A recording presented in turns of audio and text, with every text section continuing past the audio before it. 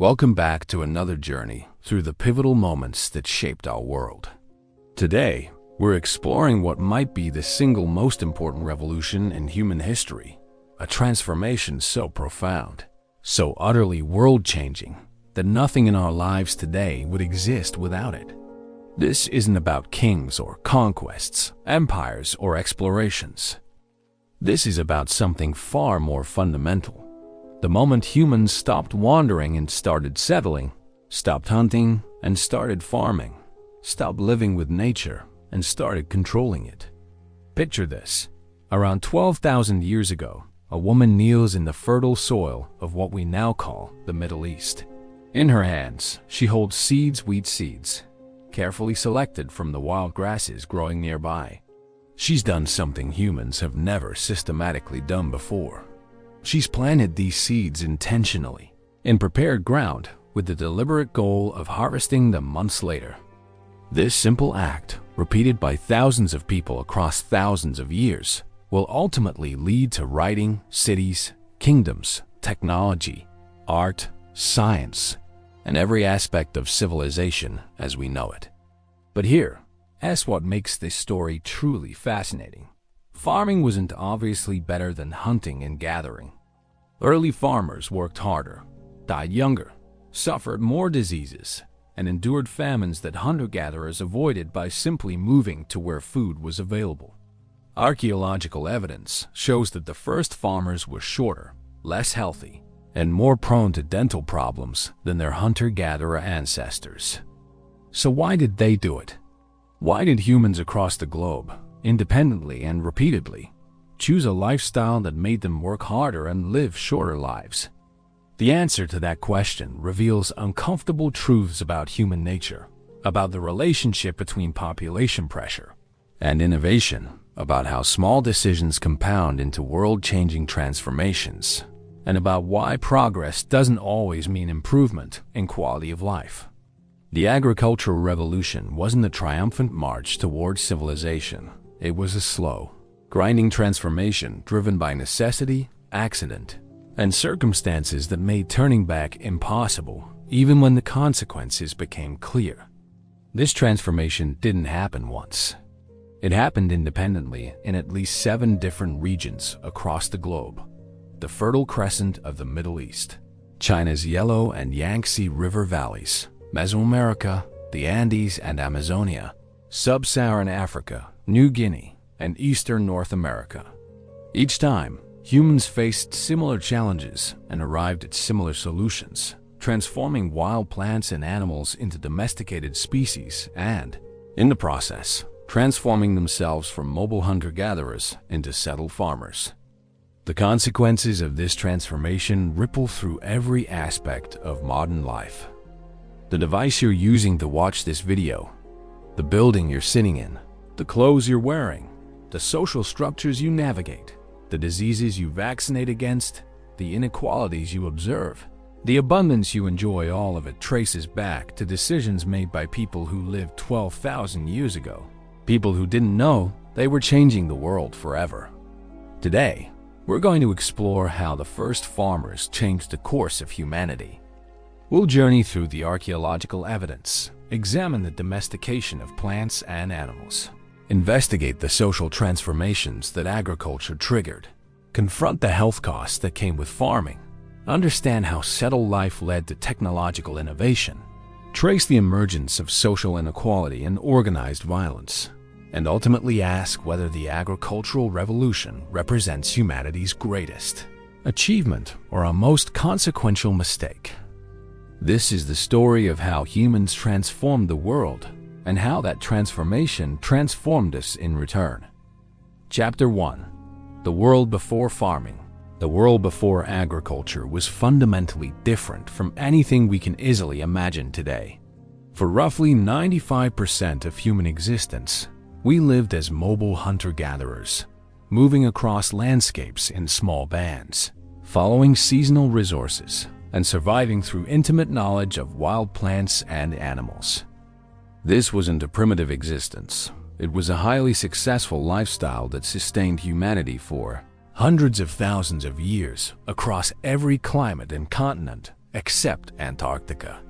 Hunter-gatherer life, reconstructed from archaeological evidence and ethnographic studies of recent foraging societies, reveals sophisticated adaptations to diverse environments. In tropical forests, people harvested hundreds of plant species, hunted with blowguns and snares, and maintained detailed mental maps of fruiting trees scattered across vast territories. On Arctic coasts, hunters pursued seals and whales using specialized weapons, while their families processed and preserved meat and blubber to survive long winters. In temperate woodlands, bands moved seasonally between resource patches, spring fish runs, summer berry picking, fall nut gathering, and winter hunting of game concentrated in valleys. These mobile foragers weren't desperately struggling for survival. Time allocation studies of modern hunter-gatherers like the Hadza of Tanzania or the Sand peoples of southern Africa reveal that adults typically work only 4 to 6 hours per day, obtaining food with considerable time left for leisure, socializing, storytelling, art, and rest. Archaeological evidence supports this picture of relative abundant skeletal remains from pre-agricultural populations, show good nutrition, considerable height, relatively low disease rates, and bones suggesting regular physical activity without chronic overwork. The social organization of hunter-gatherer bands emphasized egalitarianism and sharing. Without the ability to accumulate and store large food surpluses, and with mobility limiting possessions to what could be carried, wealth accumulation was impossible and largely pointless. Leadership roles were temporary and task-specific. The best hunter might lead a hunt.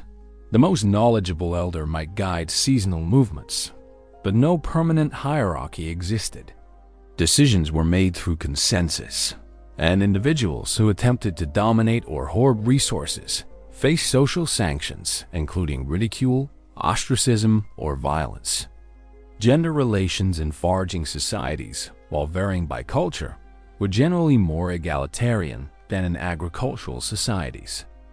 Women's gathering often provided the majority of calories, giving them economic importance and social influence. Many hunting societies included female hunters. Without inherited wealth or fixed property, women weren't treated as property or constrained to domestic roles. Ethnographic evidence suggests that many foraging societies granted women considerable autonomy in mate selection, divorce, and social participation. The relationship between humans and their environment operated differently in the pre-agricultural world. Hunter-gatherers certainly modified landscapes. They used fire to clear undergrowth and encourage useful plants. They managed hunting territories, and they drove some megafauna species to extinction. But their impact was fundamentally limited by mobility and small population densities. When local resources became depleted, groups moved rather than intensifying exploitation. This created a sustainable, if not perfectly harmonious, relationship with ecosystems. Knowledge systems in foraging societies were extraordinarily sophisticated. Hunters could track animals across diverse terrain by reading subtle signs: a bent blade of grass, a scuff mark in dust, the smell of the air. Gatherers knew hundreds of plant species, their seasonal availability, preparation methods to remove toxins, and medicinal properties. Navigators could cross vast distances using stars, wind patterns, wave directions, and landmarks. This knowledge, transmitted orally across generations through stories, songs, and direct teaching, represented humanity's first encyclopedias. Population densities remained relatively low, probably averaging 1 to 2 persons per square kilometer in temperate regions, with lower densities in deserts and higher densities in particularly rich environments like coastal regions with marine resources. Global human population around 12,000 years ago likely totaled just 5 to 10 million people, fewer than live in modern New York City. These small populations, scattered across vast territories, had minimal impact on global ecosystems. Violence certainly existed in pre-agricultural societies, but its nature and frequency remained debated. Some archaeological evidence suggests relatively peaceful coexistence.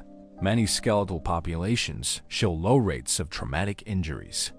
But other sites reveal evidence of massacres, and ethnographic studies show that some foraging societies engaged in raiding and warfare. The overall picture suggests violence was present but not constant, with considerable variation depending on resource availability and population pressure. Into this world, beginning around 12,000 years ago in the Middle East, and independently in other regions over the following millennia, agriculture emerged. The transition wasn't sudden or obvious. For thousands of years, before full-scale agriculture developed, people were already manipulating wild plants and animals.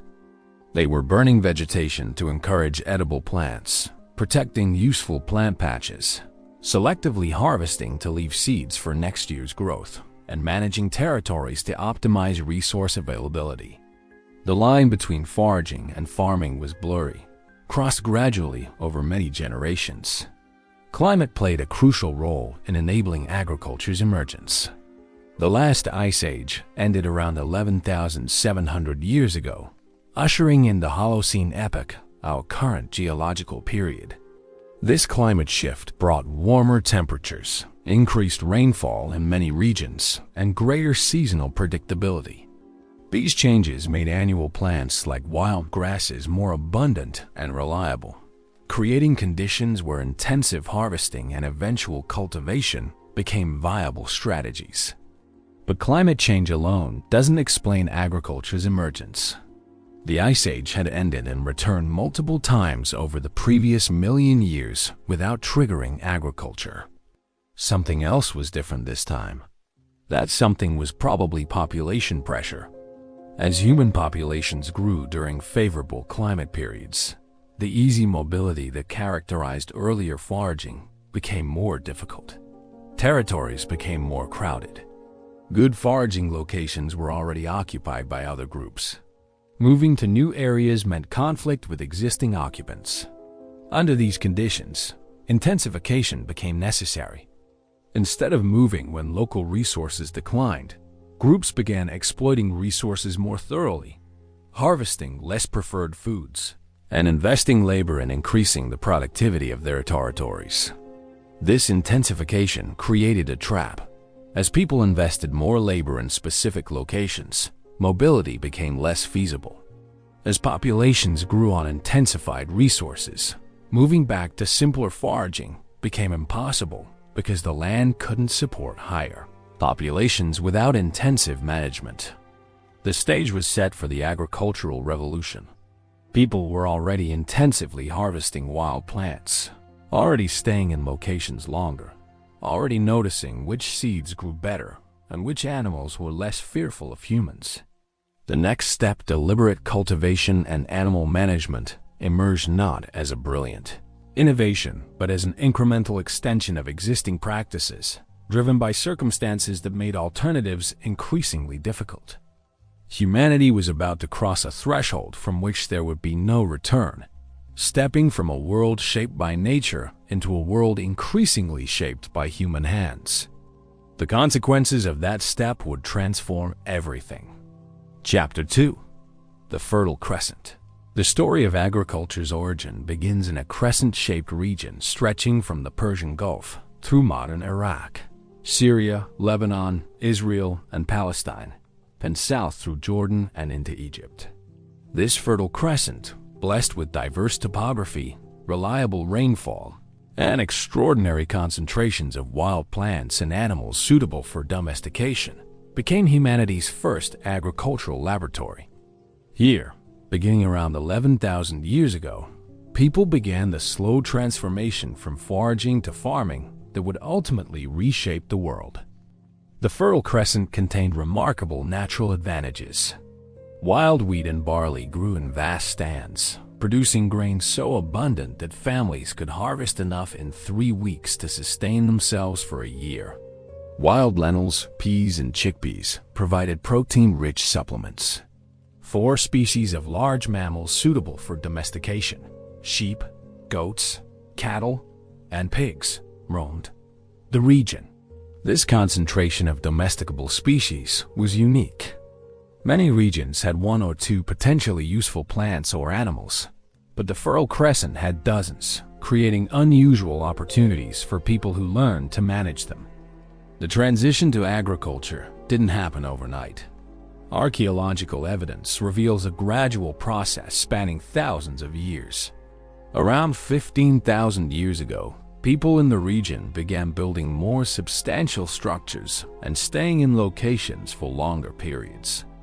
These Natufian culture peoples weren't yet farmers, but they were intensively harvesting wild grains, storing them in underground pits, and processing them using grinding stones. They were essentially pre-agricultural, testing out sedentism while still relying on wild resources. The Natufian period reveals something crucial.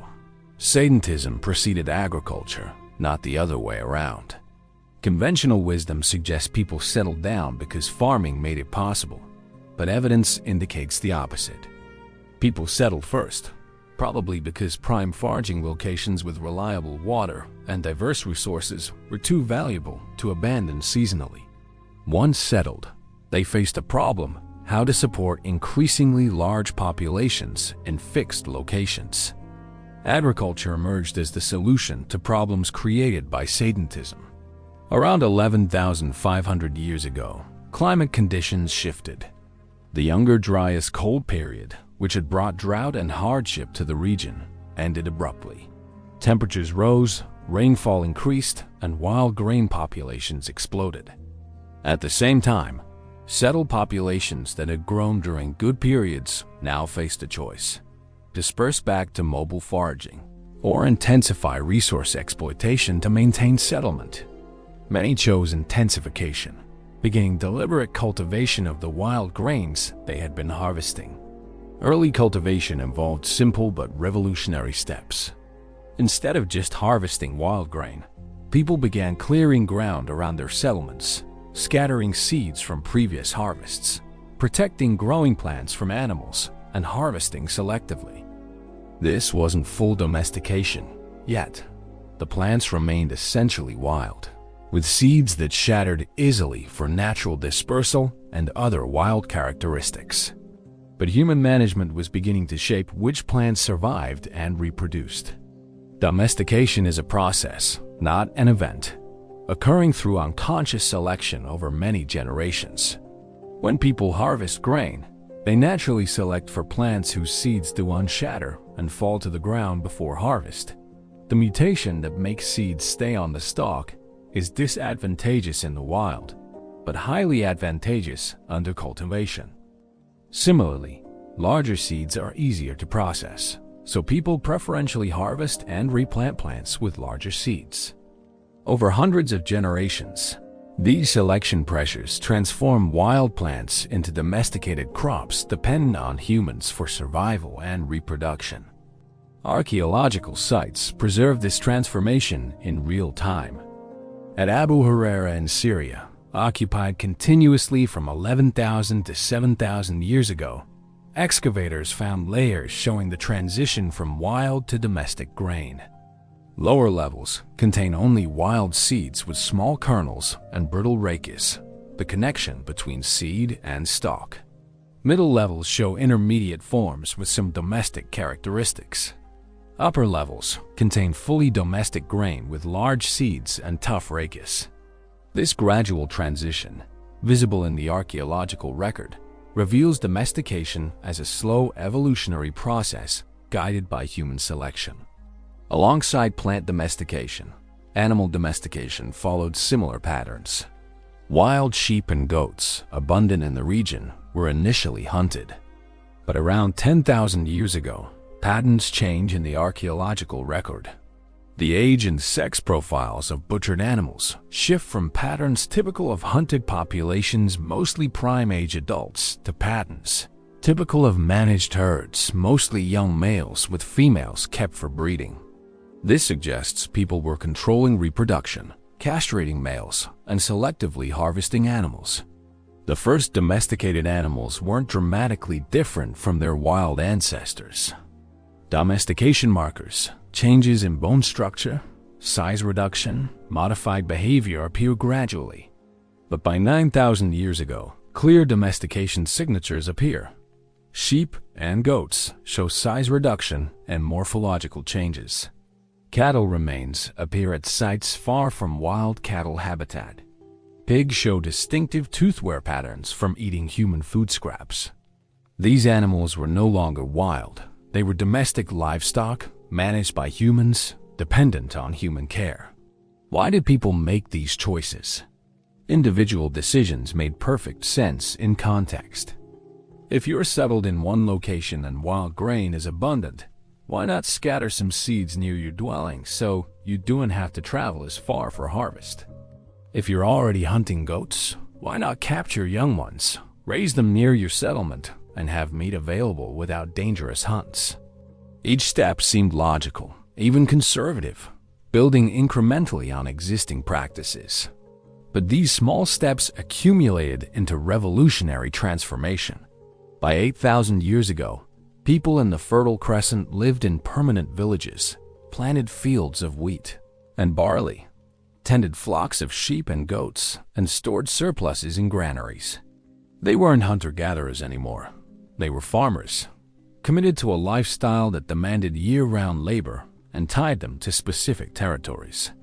Their lives had changed fundamentally, and there was no going back. The consequences rippled outward. Farming villages could support larger populations than foraging bands. Archaeological evidence shows settlement sizes increasing dramatically, where Natufian camps housed perhaps 50 people. Farming villages contained hundreds or even thousands. These larger populations created new challenges: coordinating labor, distributing resources, resolving disputes, and organizing defense. Social complexity began increasing as communities developed mechanisms to manage these challenges. Agriculture also created the possibility of food surpluses. Unlike foragers who consumed resources as they acquired them, farmers could harvest grain, store it for months, and accumulate supplies beyond immediate needs. These surpluses had profound implications. They allowed specialization. Some people could focus on pottery making, tool production, or trade rather than food procurement. They created wealth differentials. Families with larger surpluses gained influence. They enabled population growth, stored food, supported larger families, and cushioned seasonal shortages. But surpluses also created vulnerabilities. Stored grain attracted pests, mice, rats, and insects that thrived in agricultural settlements. It attracted human raiders who could steal in moments what took months to grow. It required defense, creating needs for walls, guards, and organized violence. The granaries that represented security also became targets, focal points for conflict that mobile foragers rarely experienced.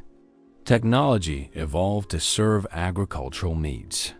Pottery, rare in mobile foraging societies because it's heavy and fragile, proliferated in farming villages where it was ideal for storing grain and cooking. Grinding stones became larger and more permanent as grain processing intensified. Sickles with flint blades set in wood or bone handles appeared for harvesting grain. Architecture became more substantial as people invested in permanent structures that would last generations. The agricultural village of Catalyuk in modern Turkey, occupied from 7,500 to 5,700 BCE, illustrates this early farming life. 8,000 people lived in mud brick houses built so close together that there were no streets. People entered homes through roof hatches and walked across rooftops to travel through the settlement. They farmed wheat and barley, herded sheep and goats, hunted wild cattle, and produced elaborate art, including wall paintings and clay figurines. This was civilization in its infancy, densely packed, technologically sophisticated, socially complex. Yet archaeological evidence from Catalyuk and similar sites reveals costs alongside benefits. Skeletons show stress markers from hard labor, damaged spines from carrying heavy loads, arthritic joints from repetitive grinding motions, dental cavities from grain-heavy diets. Average height decreased compared to earlier foragers, suggesting poorer nutrition. Disease markers increased as people lived in close quarters with domesticated animals and each other, creating perfect conditions for infectious disease transmission. The agricultural revolution in the Fertile Crescent wasn't a triumph of human ingenuity creating abundance from nothing. It was a response to circumstances that made alternatives increasingly difficult, a transformation driven by necessity as much as choice. People worked harder, lived less healthy lives, and faced new diseases and social problems. Yet they persisted and expanded because once populations adapted to agricultural lifestyles and grew to sizes only farming could support, returning to foraging became impossible. The trap had closed. From the Fertile Crescent, agriculture spread outward, carried by migrating farmers who could outcompete and outbreed foragers, eventually reaching Europe, North Africa, and Central Asia. But the Fertile Crescent wasn't unique. Similar transformations were occurring independently in other regions, as people across the globe discovered that controlling food production, despite its costs, provided advantages that made returning to foraging increasingly difficult. Chapter 3.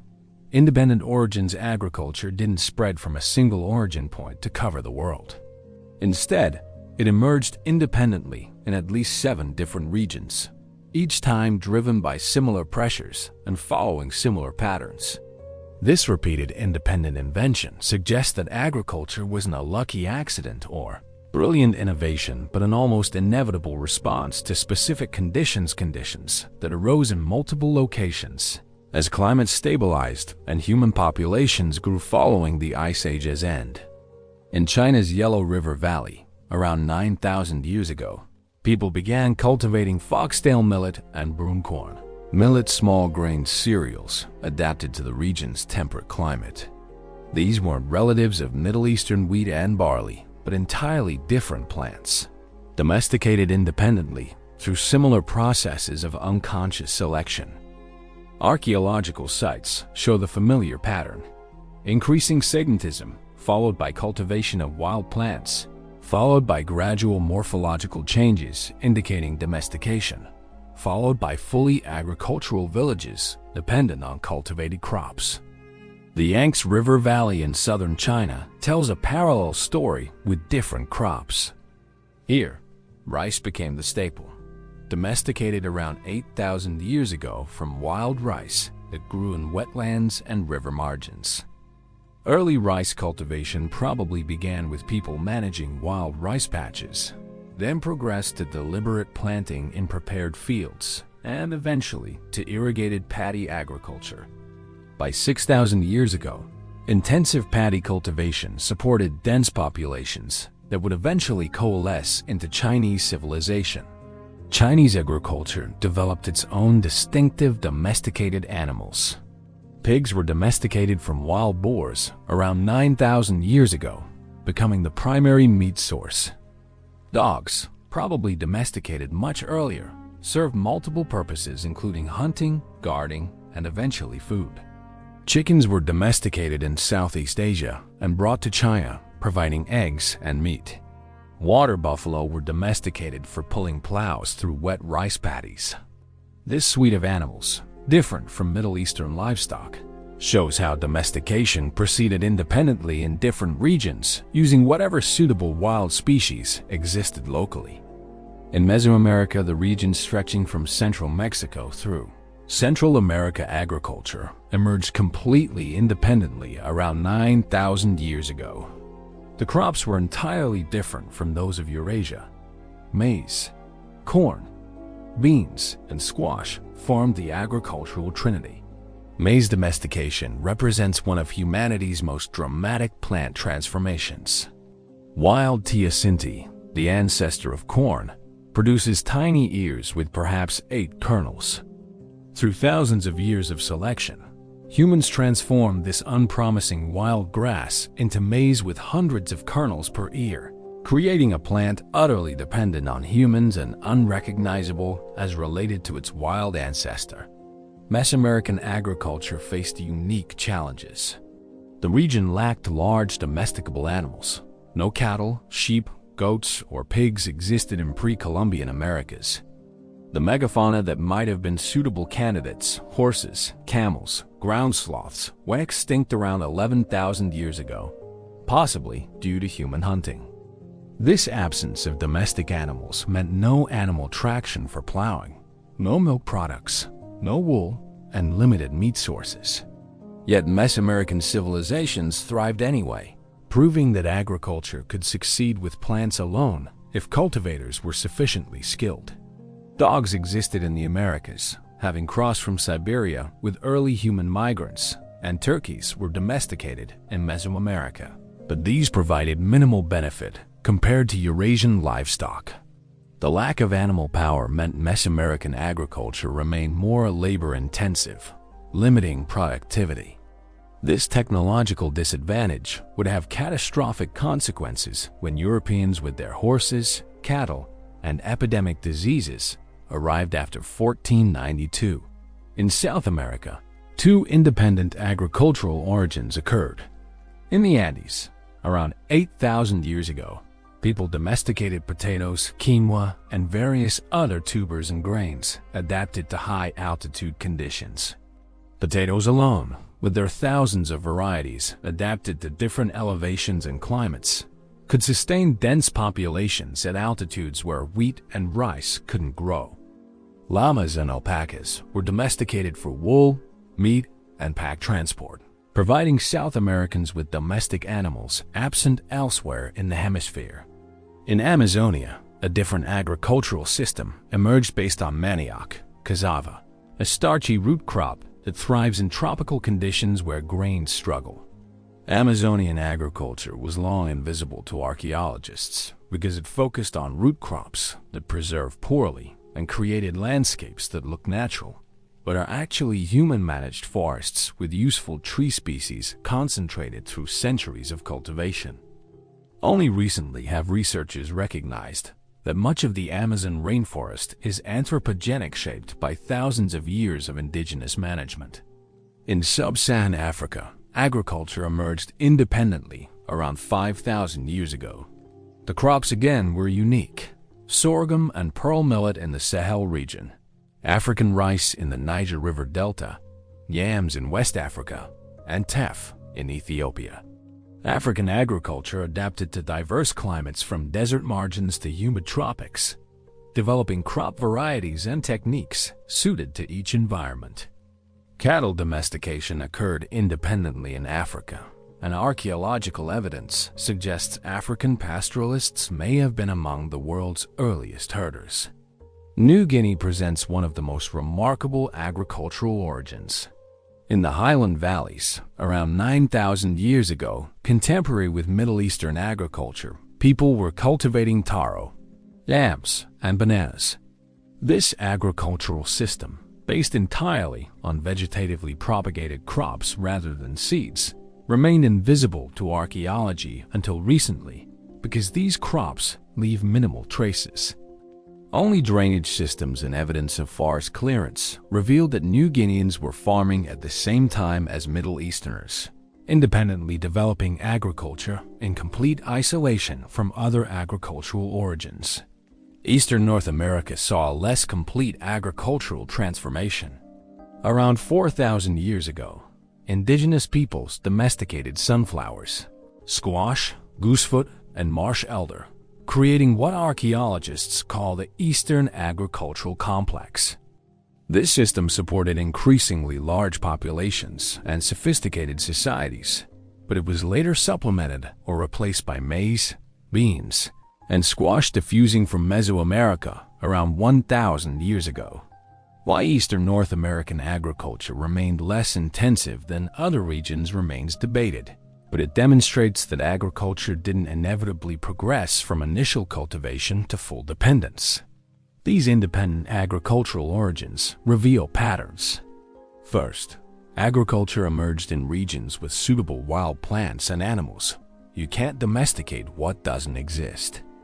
The Fertile Crescent's advantage lay in having the highest concentration of suitable species, allowing domestication of multiple crops and animals simultaneously.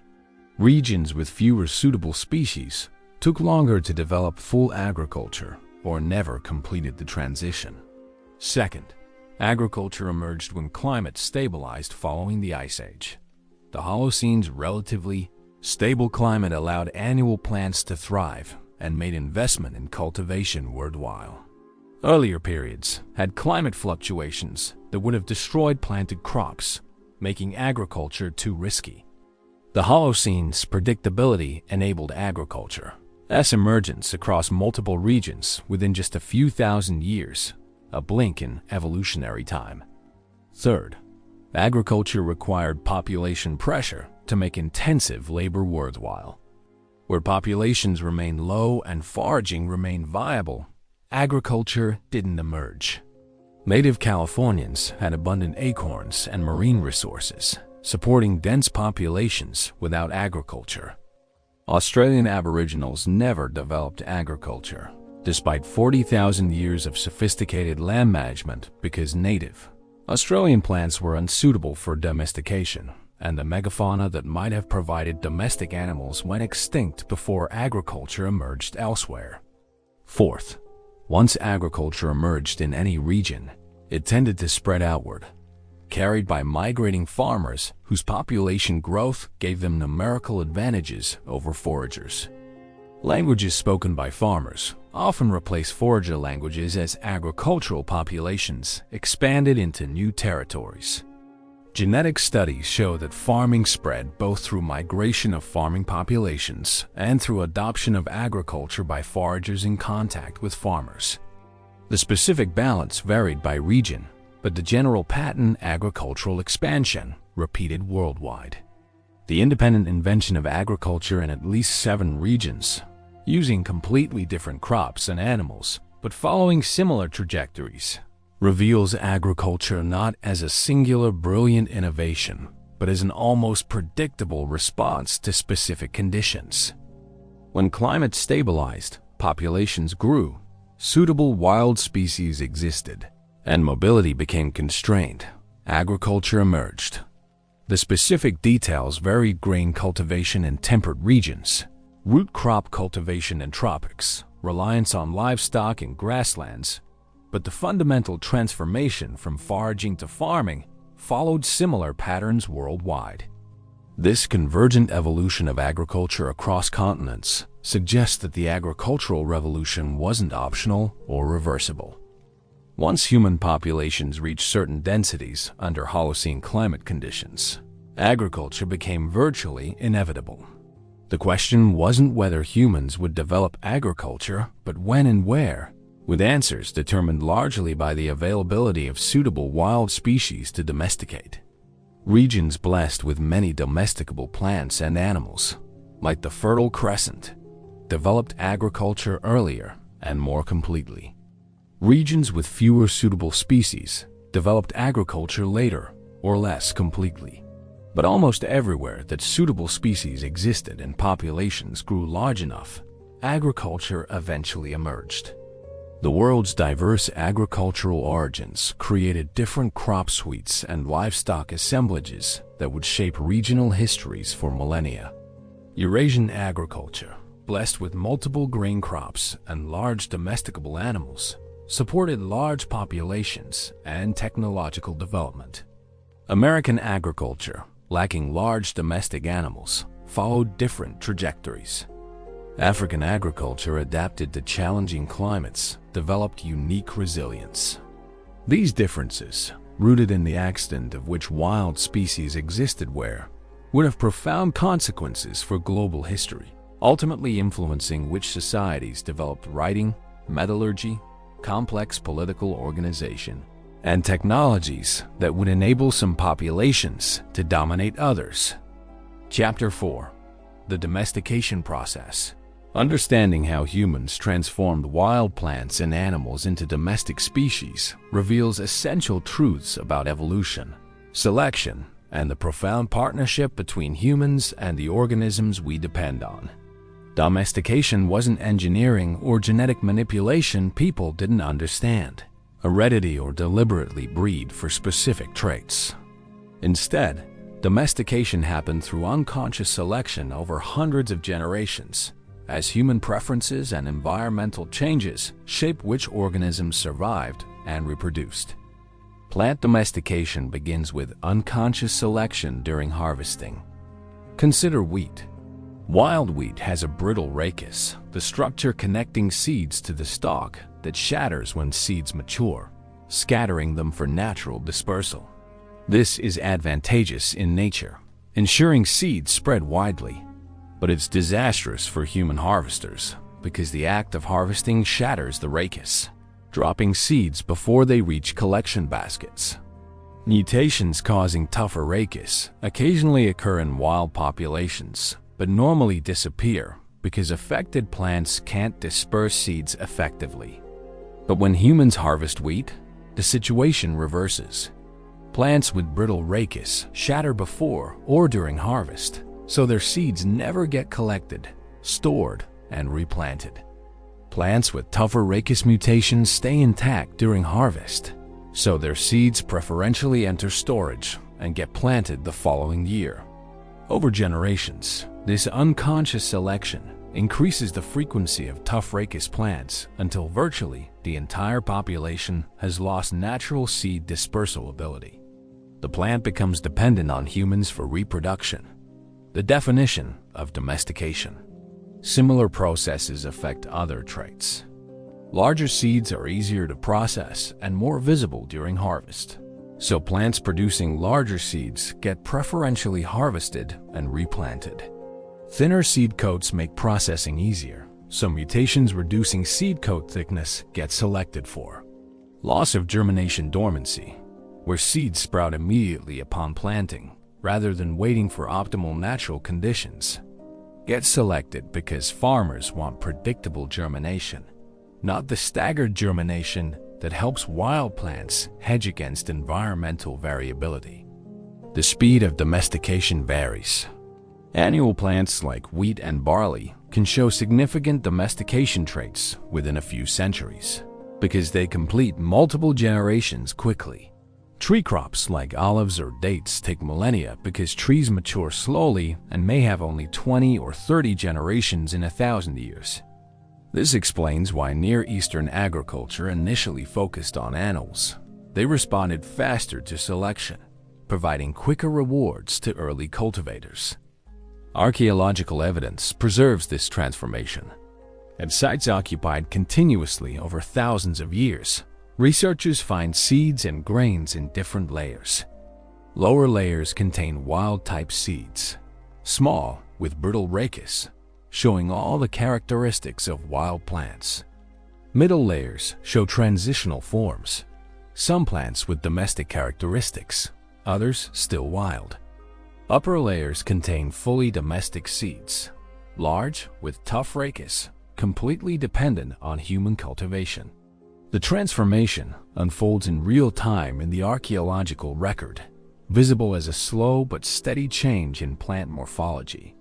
Animal domestication follows similar patterns, but involves different traits. The first critical step is selecting for tameness.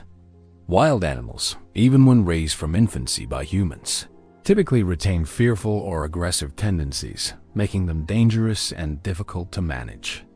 But occasionally mutations occur that affect behavior, making some individuals less fearful or aggressive. Russian geneticist Dmitry Belyaev demonstrated this with foxes in a famous experiment beginning in 1959. By selectively breeding only the tamest foxes over multiple generations, within just a few decades, he produced foxes that acted like friendly dogs, eager for human contact, wagging tails, even barking. Belyaev's foxes also showed unexpected physical changes alongside behavioral changes: floppy ears, piebald coats, curled tails, and changes in skull shape. These changes weren't deliberately selected. They came along automatically with selection for tameness because the genes affecting behavior also influenced physical development. This explains why diverse domestic animals share similar features: floppy ears, piebald patterns, reduced fear responses, even though they were domesticated independently from different wild ancestors. Early animal domestication probably focused on the tamest wild individuals. When people captured wild sheep or goats, those individuals that tolerated human presence were more likely to survive and reproduce in captivity. Over generations, the captive population became progressively tamer, not through deliberate breeding programs, but simply because wild-tempered animals didn't survive captive conditions. Eventually, the captive population became different enough from wild populations to constitute domestic animals. Size changes often accompany domestication. Many domestic animals are smaller than their wild ancestors because smaller animals are easier to handle, require less food, and mature faster. But some domestic animals became larger through selection for meat or milk production. Cattle became massive milk and meat producers. Chickens were bred for both larger size and higher egg production. These changes occurred through the same unconscious selection process. Farmers preferentially kept and bred the most productive animals, gradually transforming wild species into specialized domestic breeds. Domestic animals also lost some wild survival abilities. They became dependent on human protection from predators, human provision of food and water, and human management of reproduction. Domestic sheep, with their heavy wool requiring shearing, would die if abandoned because their wool would grow unchecked, impairing movement and causing overheating. Domestic chickens have reduced flying ability compared to wild jungle fowl. Domestic cattle show reduced fear responses that would be fatal in the wild, but are beneficial for human management. Not all wild species prove suitable for domestication. Francis Galton identified the key requirements in 1865. Animals must be willing to breed in captivity, have useful growth rates, be easily fed, remain manageable in captivity, not panic unduly, and have social structures allowing humans to substitute as pack leaders. Most wild species fail one or more requirements. Zebras, despite resembling horses, are too aggressive and have nasty biting tendencies. Deer, despite superficially resembling cattle, panic easily and injure themselves trying to escape captivity. Cheetahs won't breed in captivity. Elephants grow too slowly, taking 15 years to reach maturity. This explains the puzzle of why, despite thousands of wild mammal species, humans successfully domesticated only about 14 large mammal species globally. The Fertile Crescent had 4 of them: sheep, goats, cattle, and pigs. Sub-Saharan Africa, despite vast herds of large mammals, contributed none to the list because African large mammals evolved alongside humans and learned to fear and avoid us. South America had llamas and alpacas. Central Asia had horses. Arabia had dromedary camels. That's essentially the complete list of major livestock species, all domesticated before classical times. The geographic distribution of domesticable species profoundly influenced regional histories. Eurasia, with its east-west orientation and relative climate uniformity across latitudes, could share domestic species widely. Wheat and cattle domesticated in the Fertile Crescent eventually reached Spain, India, and China. This sharing of agricultural technology gave Eurasia enormous advantages in population size and technological development. The Americas, oriented north-south with climate zones changing rapidly with latitude, couldn't share crops as easily. Maize, domesticated in southern Mexico, took millennia to spread northward because varieties adapted to Mexican conditions didn't grow well in temperate North America. Only after centuries of selection for cold tolerance could maize cultivation reach Canada. Llamas, domesticated in the Andes, never spread beyond South America. This limited sharing of agricultural technology meant American societies developed agriculture later and less completely than Eurasian societies. Africa faced similar challenges. The Sahara Desert created a massive barrier separating sub-Saharan African agriculture from Mediterranean agriculture. East-west spread was limited by rapid climate transitions from desert to tropical to temperate within short distances. This geographic bad luck meant African agriculture remained fragmented into regional systems that couldn't easily share crops or animals.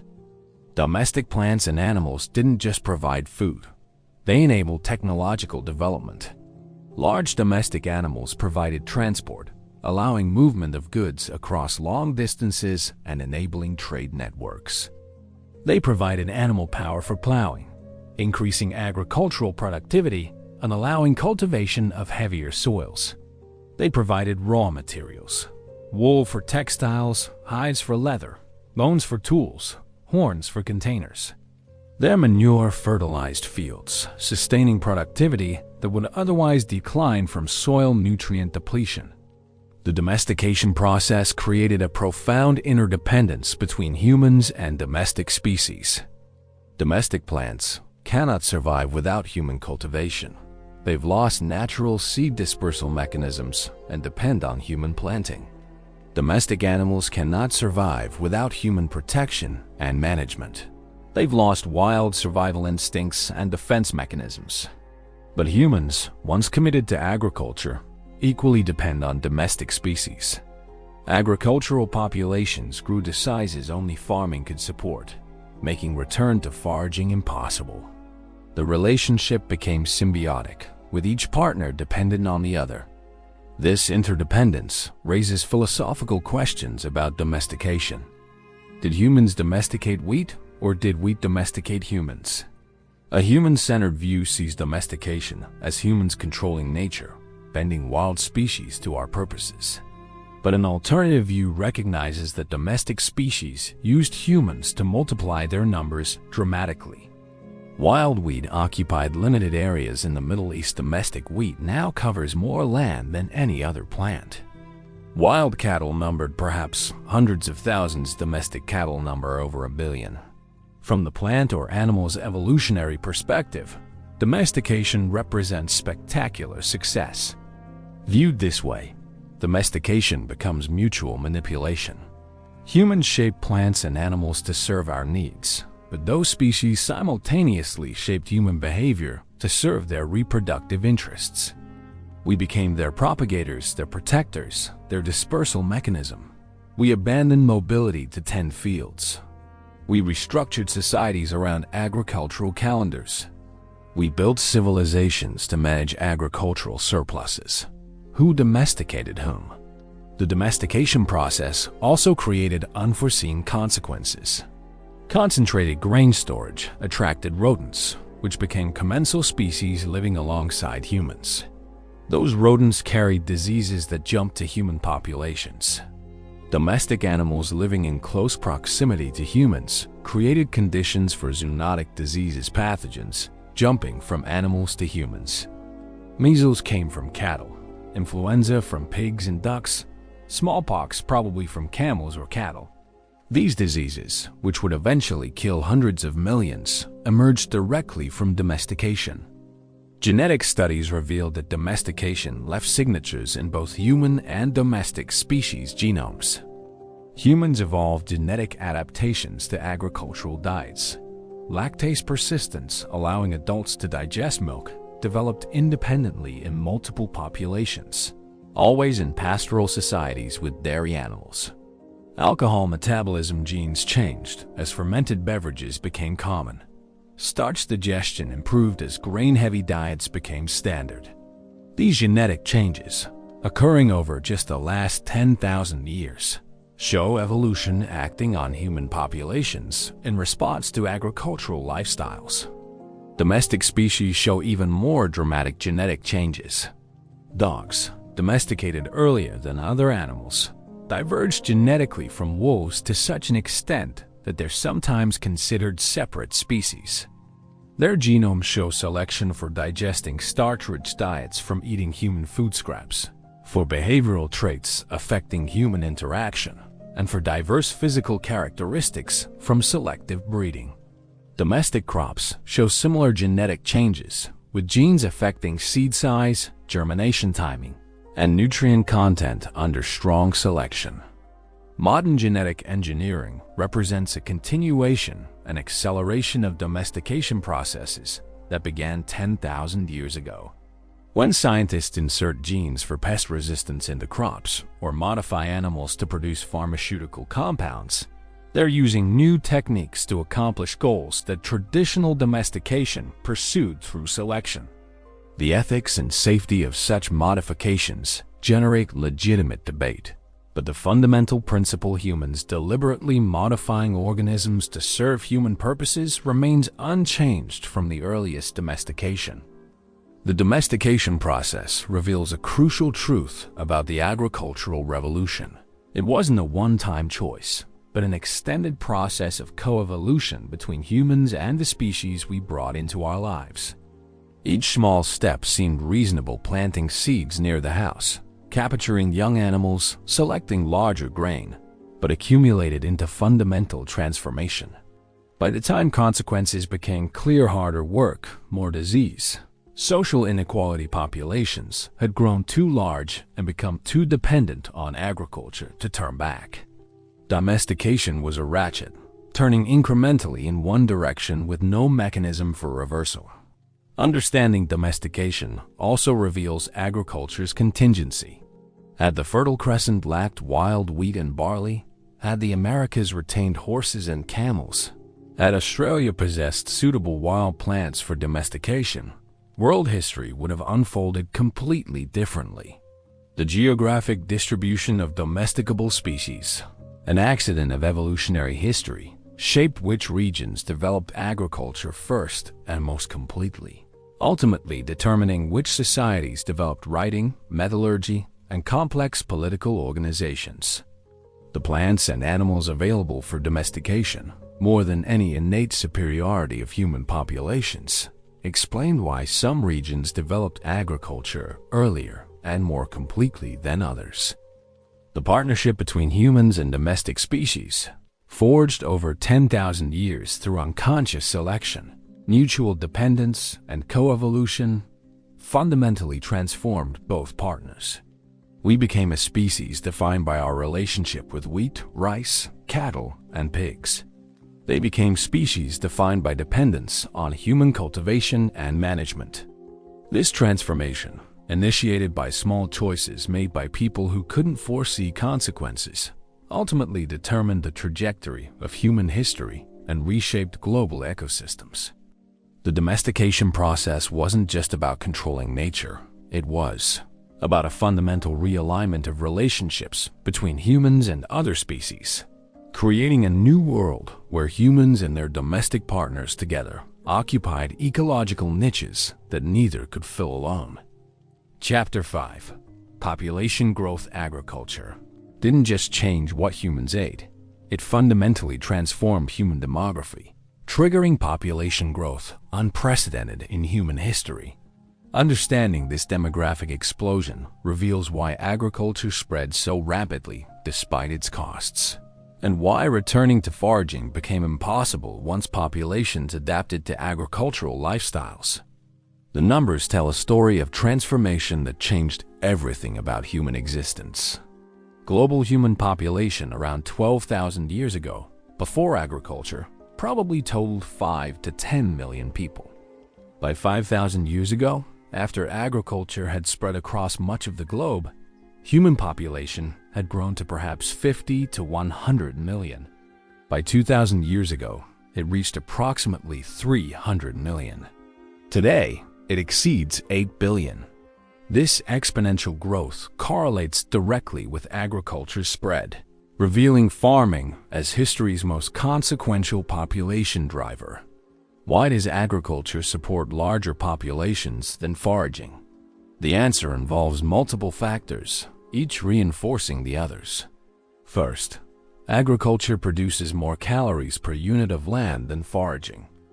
A field of wheat or rice yields far more edible calories per acre than the wild plants and animals that field would naturally support. This increased productivity allows more people to live in smaller areas, raising population density dramatically. Second, agricultural foods, especially grains, can be stored for months or years, creating food security that foraging lacks. Hunter-gatherers must consume food relatively quickly or abandon it when moving.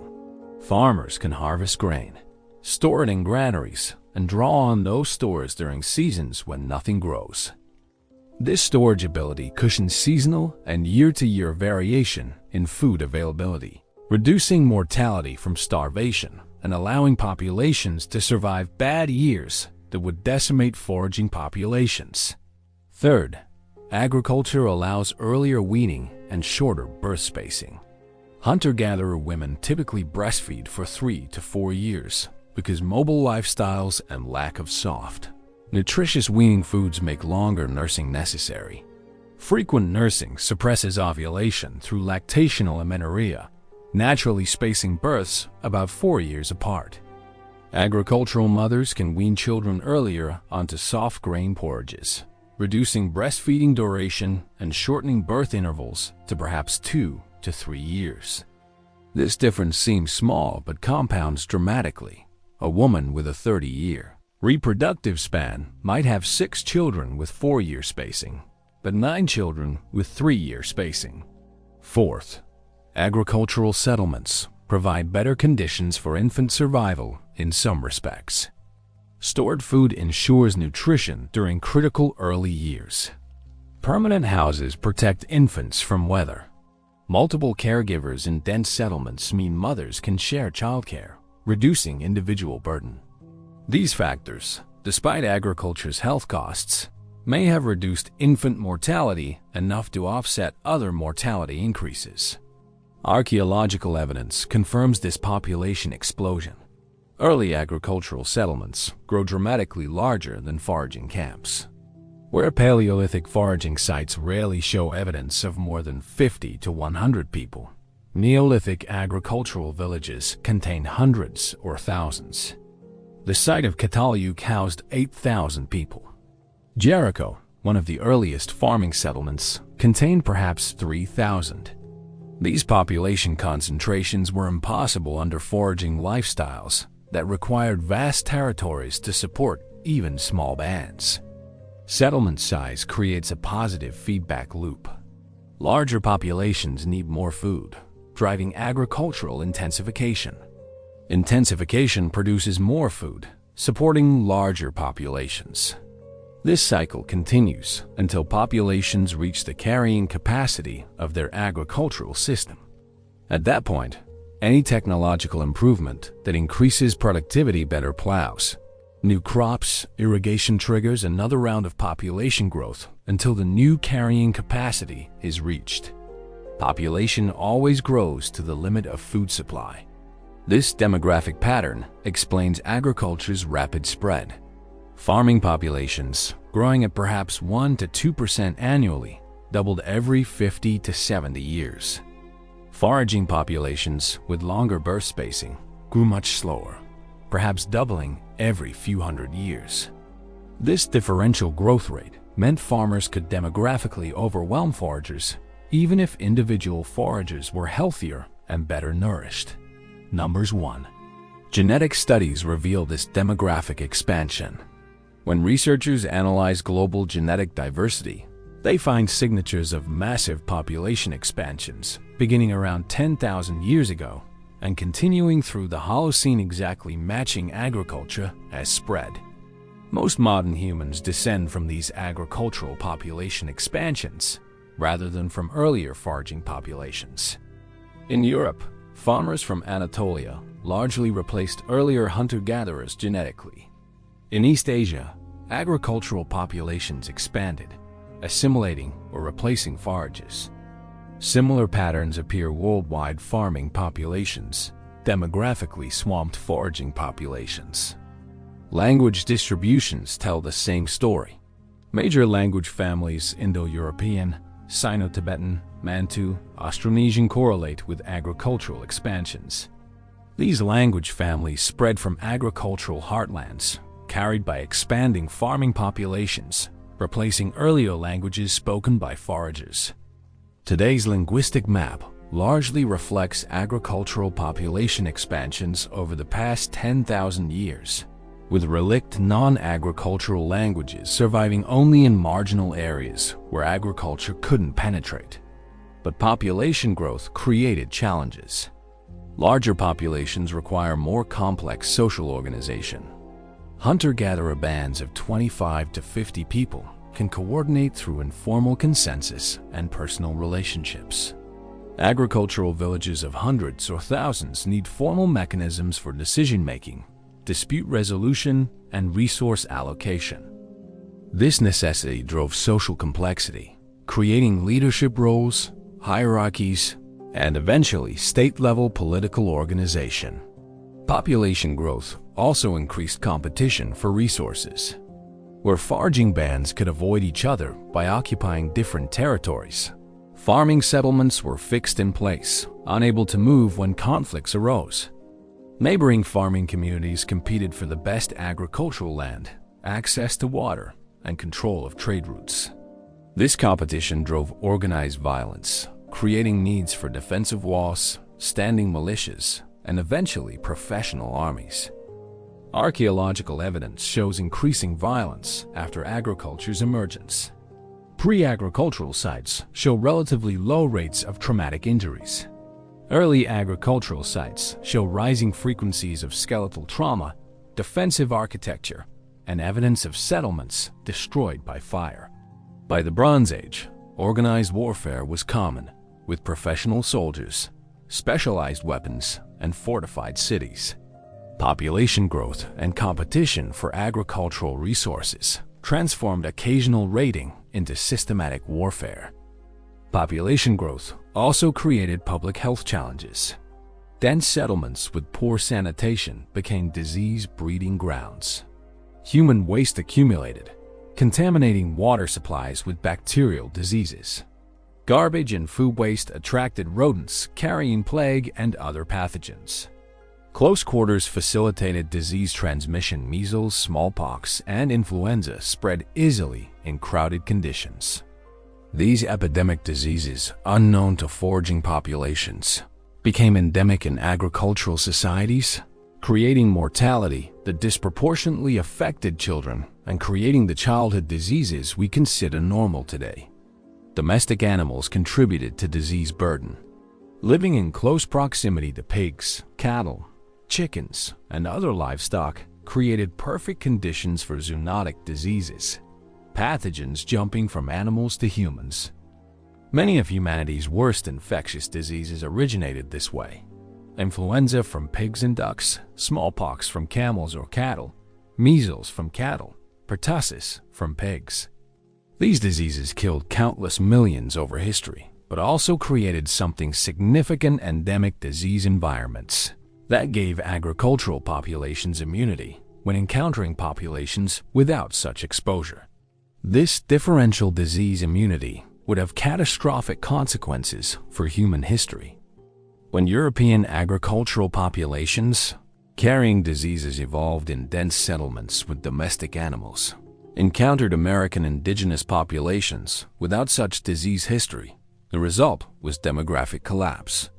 Smallpox, measles, and other old-world diseases killed up to 90% of some Native American populations within decades of contact. Disease, more than warfare or displacement, enabled European colonization of the Americas. This biological invasion resulted directly from the different agricultural histories of Old World and New World populations. Population growth also degraded environments. Early farming settlements could be sustained indefinitely with appropriate practices, but growing populations required agricultural intensification that often damaged soil fertility. Deforestation for agriculture caused erosion. Irrigation systems led to salinization. Overgrazing turned grasslands into deserts. Many agricultural civilizations collapsed when environmental degradation undermined their food supply. The Maya, the Mesopotamians, the Anasazi all experienced collapses linked to agricultural environmental damage. Yet despite these costs, population growth proved irreversible. Once populations adapted to agricultural lifestyles and grew to sizes only farming could support, returning to foraging became impossible.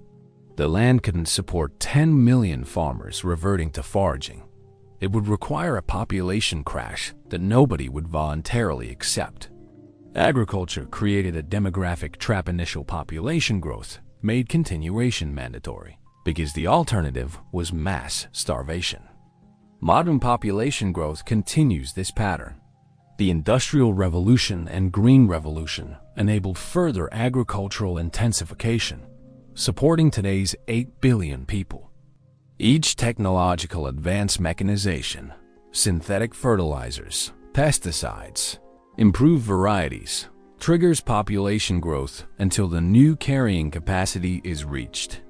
We continue the cycle initiated 10,000 years ago, with population always growing to match food supply. The demographic transformation initiated by agriculture represents one of history's most profound changes.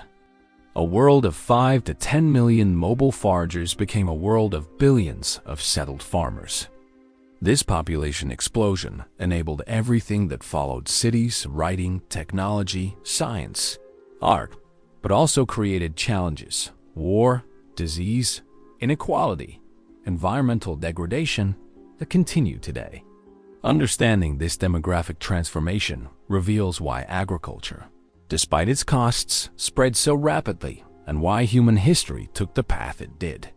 The numbers, more than any other factor, determined agriculture's triumph and made the agricultural revolution irreversible. Once populations grew past the point of no return, humanity's future was set on an agricultural trajectory from which there was no escape. Chapter 6: Sedentism, Settlements, and the Rise of Inequality. The transition from mobile foraging to settled agricultural life involved more than dietary changes. It fundamentally transformed human social organization, creating possibilities for inequality, hierarchy, and complexity impossible in mobile foraging societies. Understanding how sedentism enabled social stratification reveals uncomfortable truths about civilization's foundations and the relationship between material progress and social justice. Mobile hunter-gatherer societies were necessarily egalitarian. When you must carry all possessions as you move seasonally across landscapes, accumulating material wealth becomes pointless and burdensome. When everyone can see everyone else's possessions and sharing is enforced through social pressure, maintaining significant wealth differentials is impossible. When leadership roles are temporary and task-specific, permanent political hierarchies cannot develop. Mobility enforced equality not through ideology, but through practical constraints that made inequality unworkable. Archaeological evidence from Paleolithic sites confirms this egalitarianism. Burials show minimal differentiation. Most individuals receive similar treatment, with few signs of status differences. Living sites show no evidence of differentiated housing. Everyone had similar dwellings.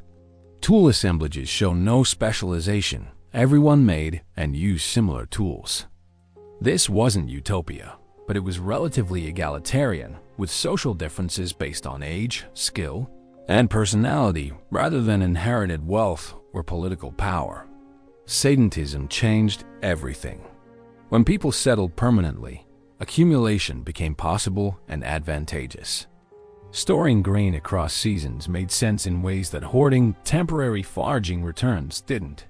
Building substantial houses represented long-term investment worth protecting. Investing in land improvements, clearing, terracing, irrigation created assets tied to specific locations. These changes introduced property concepts largely absent from foraging societies.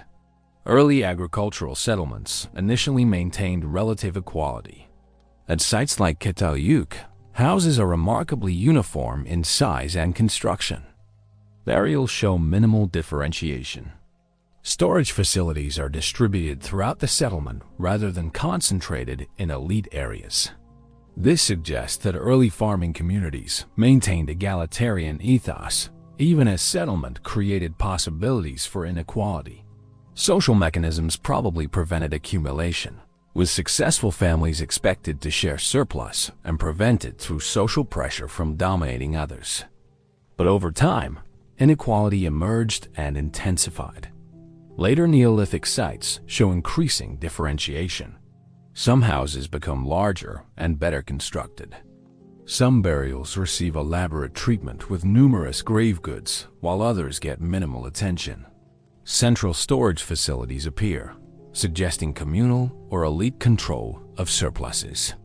Tool assemblages show increasing specialization, with some individuals focusing on pottery, others on tool production, others on ritual objects. These changes suggest emerging social stratification, with some individuals or families gaining advantages over others. Why does inequality emerge in agricultural societies? Multiple reinforcing factors operate. First, agricultural land varies in quality. Some fields are more fertile, better watered, or easier to cultivate. Families controlling better land produce larger surpluses, gaining advantages.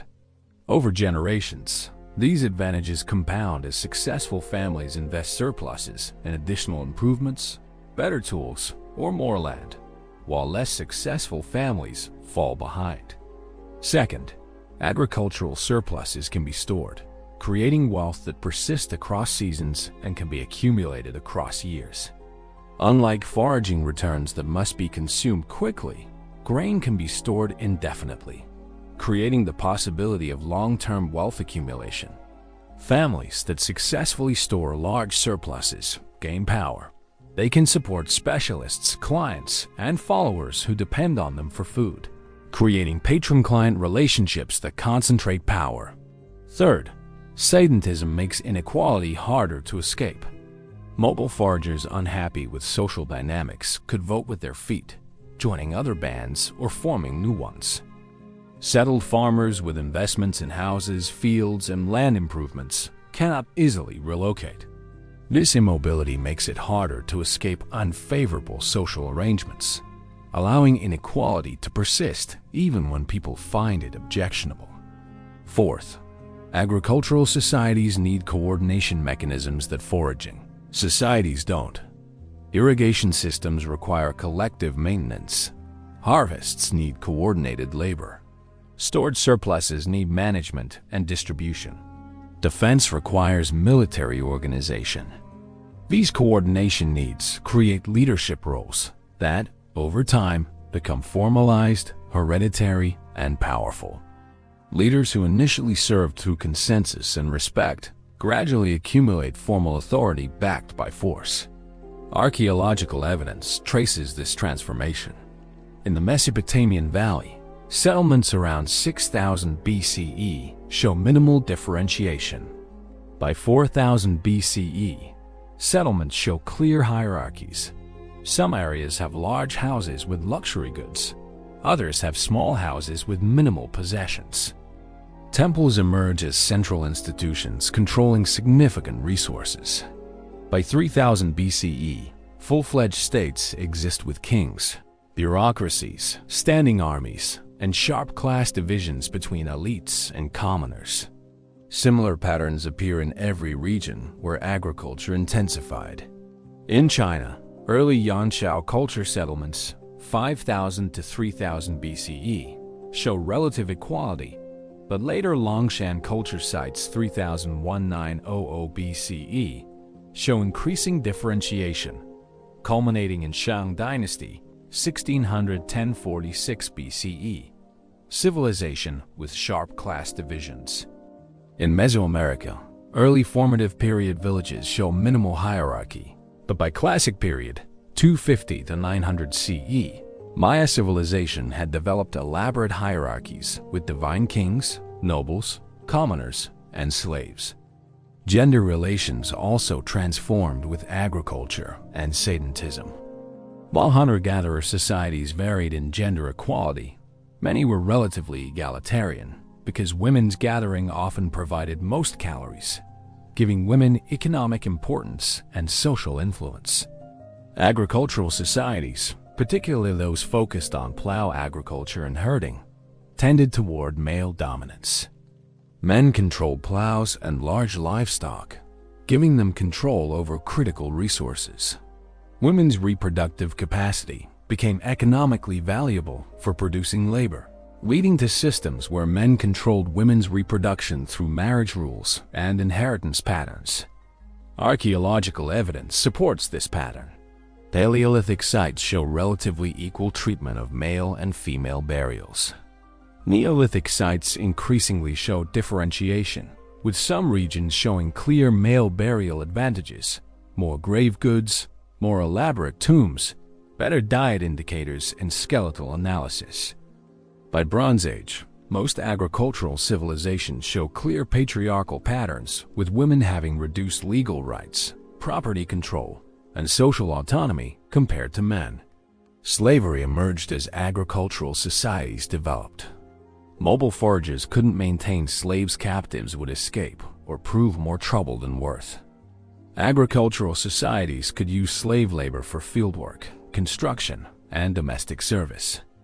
As warfare increased with agricultural expansion, prisoners became slaves rather than being killed or adopted. By Bronze Age, slavery was institutionalized across most agricultural civilizations, with significant percentages of populations enslaved. The concentration of stored surpluses created tempting targets for theft and raiding, necessitating defense. Early agricultural settlements built walls, watchtowers, and defensive structures absent from foraging camps. This defensive architecture required coordinated construction and defense, creating needs for military organization.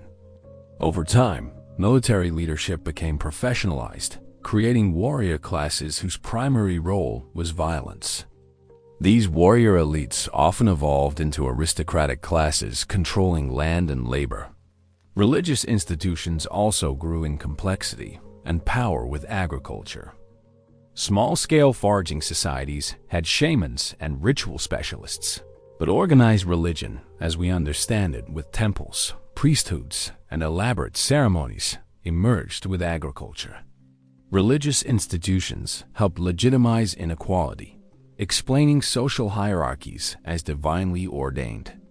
They also provided mechanisms for surplus redistribution, with temples collecting tithes and offerings and redistributing to supporters, creating patronage networks that maintained social order. Writing emerged to manage agricultural complexity. The earliest writing systems, Mesopotamian cuneiform around 3200 BCE, Egyptian hieroglyphics around 3100 BCE, Chinese characters around 1200 BCE were developed for record keeping, tracking stored grain, recording tax payments, documenting land ownership, managing temple inventories. Writing began as administrative technology serving state control over agricultural surpluses. Its use for literature, history, and science came later, built on foundations created for managing agricultural economies. The state itself emerged from agricultural societies' coordination needs. Foraging societies had no need for formal government consensus-based leadership sufficed. Agricultural societies, with larger populations, stored surpluses, irrigation systems, and defensive needs, required more formal organization. States emerged as specialized institutions controlling coercion, collecting taxes, organizing defense, managing resources, and enforcing laws.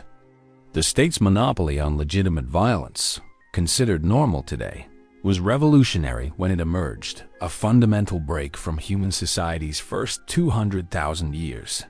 By 5,000 years ago, the transformation was complete across multiple regions. Agricultural societies had developed into state-level civilizations with hereditary kings or emperors, elaborate social hierarchies, professional specialists in religion, warfare, craft production, and administration, writing systems, monumental architecture, long-distance trade networks, and complex legal codes. These civilizations bore little resemblance to the egalitarian foraging bands that characterized human society for 95% of our existence. This transformation created what we call civilization-complex societies with cities, writing, art, architecture, science, and technology. But it also created inequality, slavery, warfare, epidemic disease, and environmental degradation. The agricultural revolution made civilization possible, but civilization emerged through processes that created systematic inequality and organized violence. The settled life that enabled human creative achievements also enabled human exploitation and suffering. Understanding this history reveals that inequality isn't natural or inevitable. It emerged under specific conditions, created by agriculture and Satanism. For most of human existence, egalitarian social organization was normal. Hierarchy, inequality, and exploitation are recent innovations, less than 10,000 years old. This doesn't mean returning to foraging is possible or desirable with modern population sizes, but it does challenge narratives portraying inequality as human nature or inevitable social organization. The first farmers didn't intend to create inequality. It emerged as unintended consequence of choices made for other reasons. But once established, inequality became self-reinforcing, built into social structures that persist today. Chapter 7. Health costs. One of the agricultural revolution's most puzzling aspects is that early farmers were demonstrably less healthy than their hunter-gatherer ancestors. Archaeological and anthropological evidence overwhelmingly shows that agriculture made people shorter, sicker, and shorter-lived, at least initially. Yet agriculture spread rapidly and irreversibly. Understanding this paradox reveals crucial truths about historical change, rational decision-making, and the gap between individual welfare and population success. Skeletal evidence tells a clear story. Bioarchaeologists analyzing human remains can assess health through multiple indicators: bone density, growth patterns, dental health, trauma markers, disease indicators, and stature. When researchers compare hunter-gatherer skeletal remains to early agricultural remains from the same regions, farmers consistently show worse health outcomes. This pattern appears globally in the Middle East, Europe, Asia, and the Americas. Wherever agriculture replaced foraging, stature provides clear evidence. Average height decreased significantly with agriculture's adoption. In the Levant, pre-agricultural Natufian males averaged about 175 centimeters tall, but early agricultural males averaged only 168 centimeters, a loss of 7 centimeters. In Europe, Mesolithic hunter-gatherers averaged 173 centimeters, while early Neolithic farmers averaged 167 centimeters. This height loss reflects childhood nutritional stress. When children receive inadequate nutrition during growth periods, their adult height is reduced.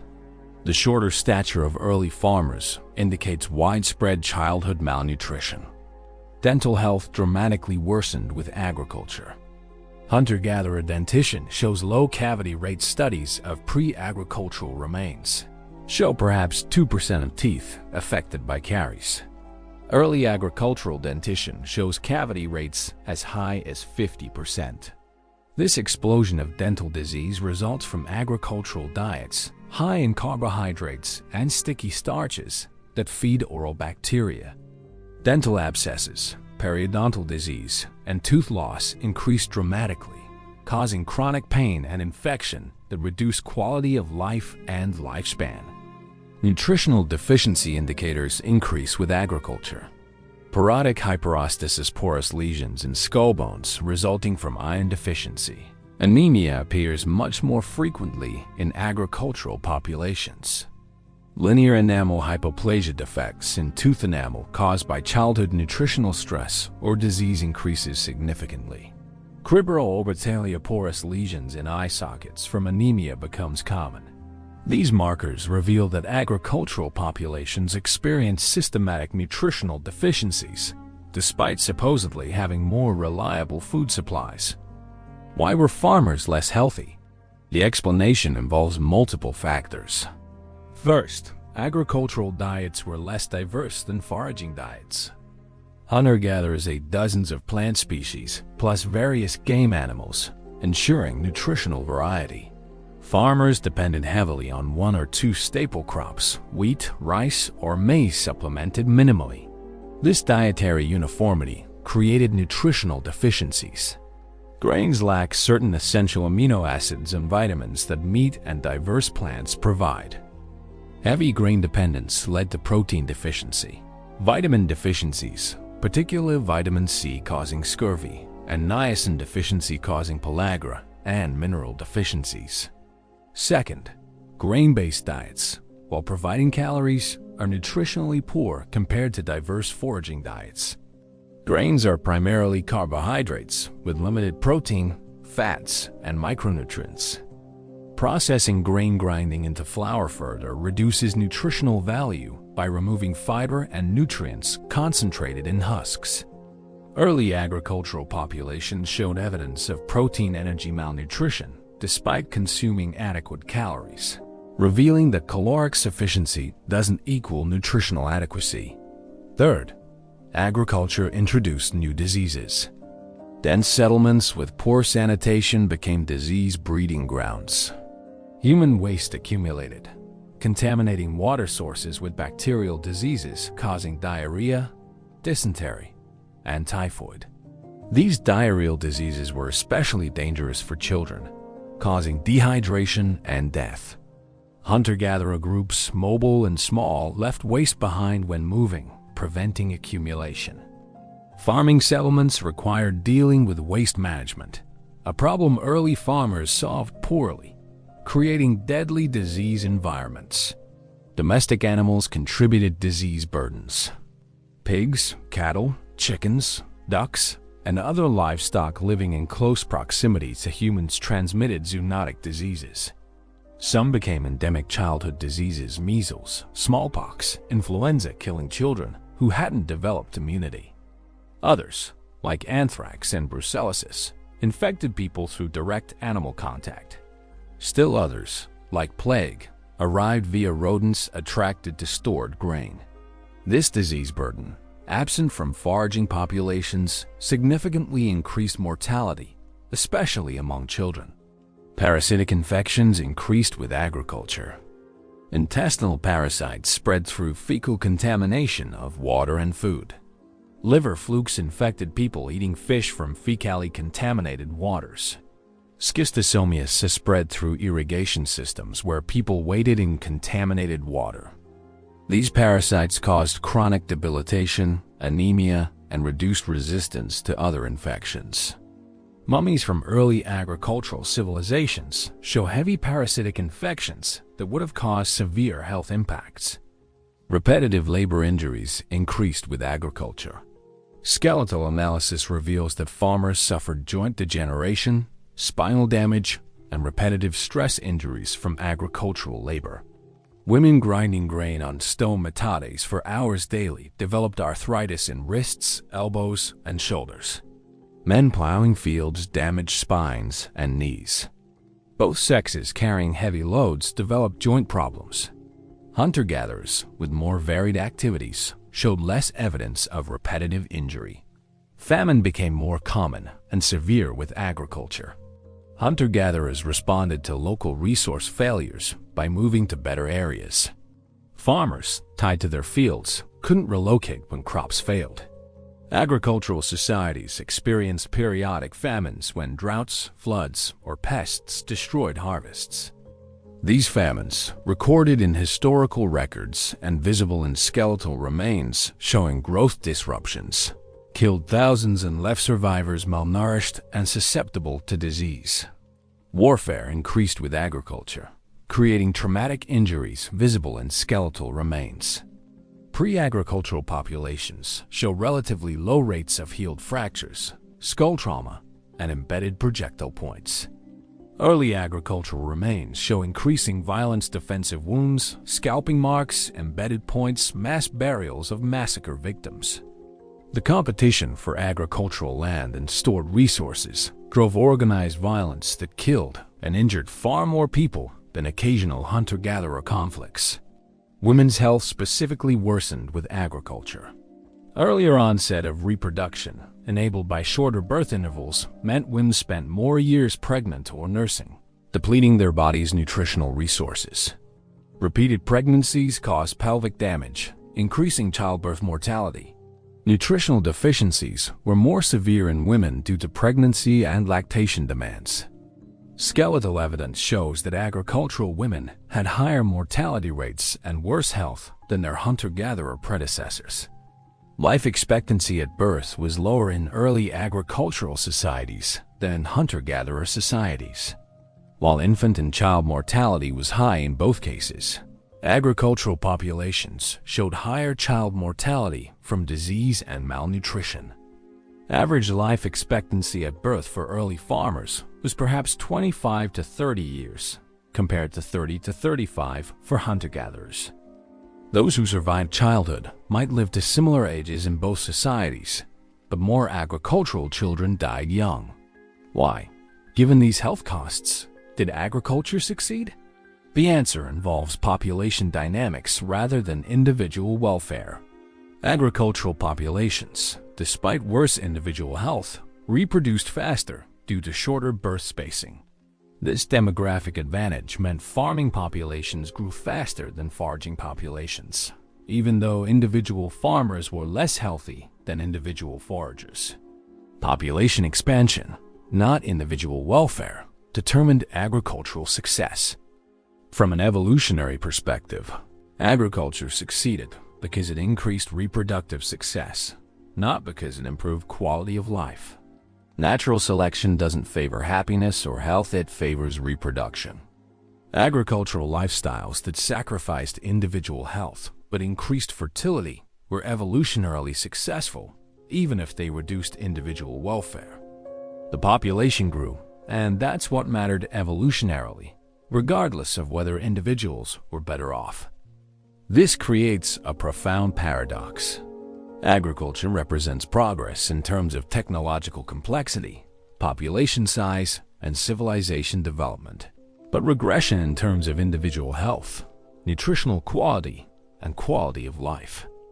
The agricultural revolution made humanity collectively more successful while making many individual humans less healthy and happy. This disconnection between individual welfare and population success reveals that historical progress doesn't necessarily improve human well-being. Modern recognition of agriculture's health costs has led some scholars, like Jared Diamond, to call agriculture the worst mistake in human history. This seems extreme.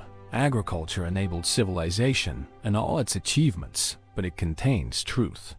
For thousands of years after agriculture's emergence, average people were shorter, sicker, worked harder, and died younger than their hunter-gatherer ancestors. Only in the last century or two, with modern medicine, sanitation, and nutrition, have agricultural populations regained and exceeded hunter-gatherer health standards. This history challenges progressive narratives portraying history as steady improvement. For most of agricultural history, life for ordinary people wasn't improving. It was harsh, short, disease-ridden, and dominated by labor. The abundance we associate with civilization was concentrated among elites while commoners suffered. Modern abundance and health are recent innovations, not inherent to agriculture, but products of specific technologies, and social organization developed only in the last few centuries. Understanding agriculture's health costs also reveals that people who adopted farming didn't necessarily do so because it was obviously better. The transition was gradual, driven by circumstance, and involved trade-offs that became apparent only after commitment was irreversible. Once populations grew to sizes only agriculture could support, returning to foraging became impossible, even when health consequences became clear. People were trapped by decisions made generations earlier, before consequences were evident. This trap continues today. Modern industrial agriculture supports 8 billion people, but creates health problems, obesity, diabetes, heart disease from overly processed foods, pesticide exposure, pollution from agricultural runoff, antibiotic resistance from livestock operations. We recognize these problems, but can't abandon agriculture because population size makes foraging impossible. We're still living with consequences of choices made 10,000 years ago, still trying to solve problems agriculture created, still trading individual welfare for population growth. The health costs of agriculture remind us that historical changes, even seemingly beneficial ones, come with trade-offs. Agriculture enabled civilization but cost individual health. The question isn't whether agriculture was good or bad, it was both, simultaneously. Understanding this complexity helps us assess contemporary challenges with more nuance, recognizing that solutions to current problems may create future problems we can't foresee. Just as agriculture solved food security problems while creating health problems our ancestors couldn't predict. Chapter 8. Technology, Innovation, and Material Culture. Agriculture didn't just change what people ate, it triggered technological innovation cascades that transformed material culture, creating increasingly complex and diverse toolkits, architectural traditions, and craft specializations. Understanding how settled agricultural life enabled technological development reveals why civilization as we know it emerged from agricultural foundations rather than from foraging societies that, despite equal intelligence and creativity, never developed equivalent technological complexity. Pottery provides the clearest example of agricultural technology. While some sedentary foraging societies developed pottery before agriculture, widespread pottery production correlates with farming. The reason is practical. Pottery is heavy, fragile, and impractical for mobile peoples who must carry possessions. Fired ceramic vessels are ideal for settled peoples who can use them in permanent locations without moving them. Agricultural societies needed pottery for storing grain, cooking agricultural foods, and fermenting beverages, creating demand that drove pottery innovation. Early pottery was simple and crude hand-built vessels with thick walls, irregular shapes, and minimal decoration. But potters quickly improved techniques. They developed coiling methods for building larger vessels, discovered that adding temper materials like sand or crushed shell prevented cracking, learned temperature control for firing, and experimented with surface treatments. By 7,000 years ago, Near Eastern potters were producing sophisticated vessels with thin walls, standardized forms, and elaborate decorations. The pottery wheel, invented around 5500 BCE in Mesopotamia, revolutionized production. Wheel-thrown pottery could be produced faster, with more uniform shapes and thinner walls. This innovation spread across Eurasia, becoming standard in regions where agriculture was established. Pottery production became specialized craft, with expert potters producing vessels for entire communities through market exchange rather than household production. Pottery enabled other innovations. Glazing techniques developed to waterproof vessels. Ceramic materials extended beyond vessels to include bricks for building, figurines for religious or artistic purposes, and eventually tiles for roofing and decoration. The technology for firing pottery at high temperatures eventually led to metallurgy, as potters learned to achieve temperatures high enough to smelt metal ores. Pottery kilns and metal furnaces share similar designs, suggesting pottery technology provided the foundation for metals working. Textile production underwent similar transformation with agriculture.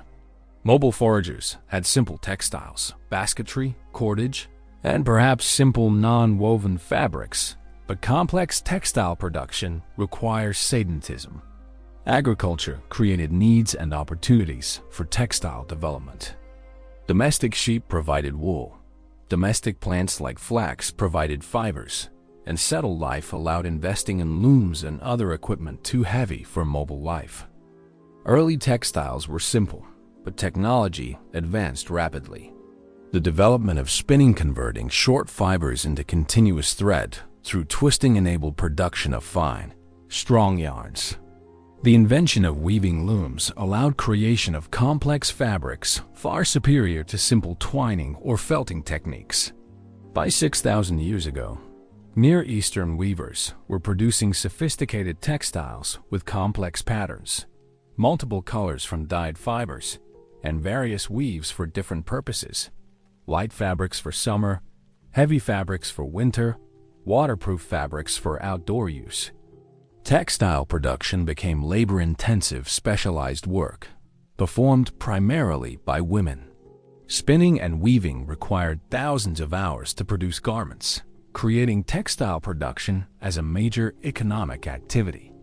In many early civilizations, textiles became trade goods, tribute items, and wealth markers.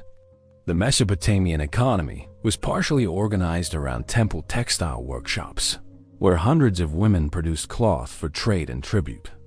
Textile technology thus created not just material products, but economic systems and social hierarchies. Architectural innovation accelerated with agriculture and sedentism. Mobile forgers built simple temporary shelters, lean-tos, windbreaks, tents designed for quick construction and abandonment. Agricultural peoples invested in permanent structures designed to last generations. Early agricultural architecture used locally available materials: mud brick in Mesopotamia, stone in the Levant, timber in Europe, adobe in the Americas, but architectural principles evolved similarly across regions. Houses became larger and more complex over time. Early agricultural dwellings were simple single-room structures. Later houses developed multiple rooms for different functions: sleeping areas, storage areas, cooking areas, craftwork areas. This functional differentiation reflects increasing complexity in domestic life. Storage rooms filled with grain jars, wine amphorae, and preserved foods represented accumulated wealth impossible in mobile societies. Craftwork areas with specialized tools showed increasing occupational specialization. Public architecture emerged with agricultural society. Hunter-gatherers had no need for permanent public buildings. Agricultural communities built communal structures: granaries for collective storage, assembly houses for community gatherings, temples for religious ceremonies, defensive walls for protection. These structures required coordinated labor from many people and represented community investment in permanent infrastructure. The ability to mobilize labor for public works became a marker of social organization complexity. Monumental architecture structures built at scales far exceeding practical necessity, designed to impress and demonstrate power, appeared with agricultural civilization. The earliest known monumental structures, like Göbekli Tepe in Turkey, dated to 9500 BCE, were built by people transitioning from foraging to agriculture, suggesting that settled life and resource abundance enabled monumental building even before full agriculture developed. By early civilization periods, monumental architecture dominated: pyramids in Egypt and Mesoamerica, ziggurats in Mesopotamia, palace complexes in China, temple mounds in North America. These monuments required enormous labor investments, thousands of workers over years or decades. They served multiple functions: religious centers that housed priests and ceremonies, political symbols that demonstrated rulers' power, astronomical observatories that tracked seasons for agricultural planning, and economic centers that stored surpluses and managed redistribution. Monumental architecture simultaneously expressed and reinforced social hierarchies, making elite power visible in stone and brick. Tool technology diversified dramatically with agriculture. Hunter-gatherers had sophisticated toolkits, but agricultural peoples developed even more specialized implements. Farming required tools like hoes, sickles, plows, threshing tools, and grinding stones. Craft specialization created specialized woodworking tools, metalworking tools, textile production tools, and pottery-making tools. Each specialized activity developed its own toolkit, creating technological diversity that far exceeded foraging societies. Metallurgy represents agriculture's most transformative technological innovation. Copper working began around 8000 BCE in the Near East, with people hammering native copper into simple shapes. But smelting, extracting metal from ore through heat, emerged around 5000 BCE, requiring high temperatures achievable only in pottery kilns. This breakthrough enabled producing copper in quantities far exceeding natural metal deposits. Bronze, an alloy of copper and tin offering superior properties, appeared around 3300 BCE, beginning the Bronze Age. Metal tools were superior to stone tools for many purposes. They could be sharpened more easily, shaped more precisely, and repaired when damaged. But metals required specialized knowledge and equipment to produce, creating professional metal workers whose skills were valued and compensated. Metal tools became trade goods, moving hundreds of kilometers from production sites to consumers. The search for metal ores, especially tin, which was geographically rare, drove trade networks spanning continents. Ironworking, developing around 1200 BCE, further revolutionized technology. Iron ore was far more abundant than copper ore, potentially democratizing metal tool access. But iron required higher temperatures and more complex processing than bronze, initially limiting production. Over time, ironworking techniques improved, and iron tools became widespread, enabling more efficient agriculture, more effective warfare, and new craft possibilities. The Iron Age represents another step in technological complexity enabled by agricultural civilizations, accumulated knowledge, and specialized craftspeople. The development of writing systems, beginning around 3200 BCE in Mesopotamia and independently in several other regions, represents perhaps agriculture's most consequential technological innovation. Writing emerged from agriculture's administrative needs, tracking stored grain, recording transactions, documenting property ownership, recording tax payments. The earliest texts are accounting documents, lists of goods stored in temples, records of animals in herds, tallies of laborers and their rations. Writing began with simple pictograms, pictures representing objects or concepts. Sumerian cuneiform initially used pictures of grain, animals, and goods. But writing quickly evolved toward abstraction. Pictograms became stylized symbols that could represent sounds rather than objects, enabling representation of abstract concepts and grammatical structures. This transformation from pictographic to phonetic writing enabled recording complete language, opening possibilities for literature, history, science, and law. Different writing systems developed independently in Egypt, hieroglyphics around 3100 BCE, China, characters around 1200 BCE, and Mesoamerica, Zapotec and Maya writing around 500 BCE. Each system evolved from simple record-keeping to complex literature. The independent invention of writing in multiple agricultural civilizations, but in no foraging societies, reveals writing as emergent, property of agricultural civilizations' complexity. Only societies with sufficient specialization, administrative needs, and accumulated knowledge required and could support literacy. Transportation technology advanced with agriculture. Boats, which existed in foraging societies, became larger and more sophisticated. By 5000 BCE, riverine civilizations in Mesopotamia and Egypt were building large cargo vessels for moving agricultural surpluses. Sailing technology, developing around 3500 BCE, enabled long-distance maritime trade. By 1000 BCE, Phoenician sailors were crossing the Mediterranean carrying goods between agricultural civilizations. The wheel, invented around 3500 BCE in Mesopotamia, revolutionized land transport. Wheeled carts pulled by draft animals, cattle, donkeys, horses could move far larger loads than human porters. This innovation enabled moving agricultural surpluses from fields to storage facilities, from farms to cities, and between regions with different agricultural specialties. The wheel also enabled military innovations. Chariots became formidable weapons, giving militaries with wheeled vehicles advantages over foot soldiers. Agriculture enabled the development of complex machinery and mechanical devices. Water wheels, appearing around 300 BCE, harnessed flowing water to grind grain, saw wood, and power other processes, multiplying human labor capacity. Windmills, developing around 600 CE, similarly harnessed wind energy. These early machines, while simple by modern standards, represented breakthrough principles using natural forces to perform work that would eventually lead to the Industrial Revolution.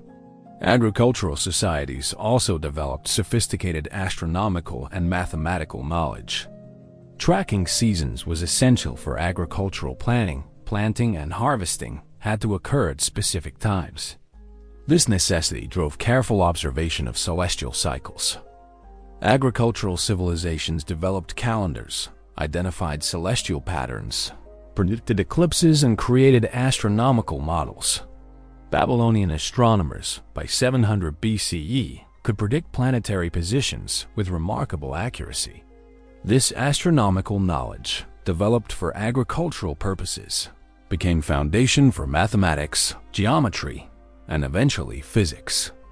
The technological trajectory from simple farming villages to complex civilizations reveals how agriculture created positive feedback loops of innovation. Agricultural surpluses enabled specialization, creating craftspeople who could focus on perfecting specific technologies. Specialists produced innovations that increased agricultural productivity, creating larger surpluses, supporting more specialists, generating more innovations.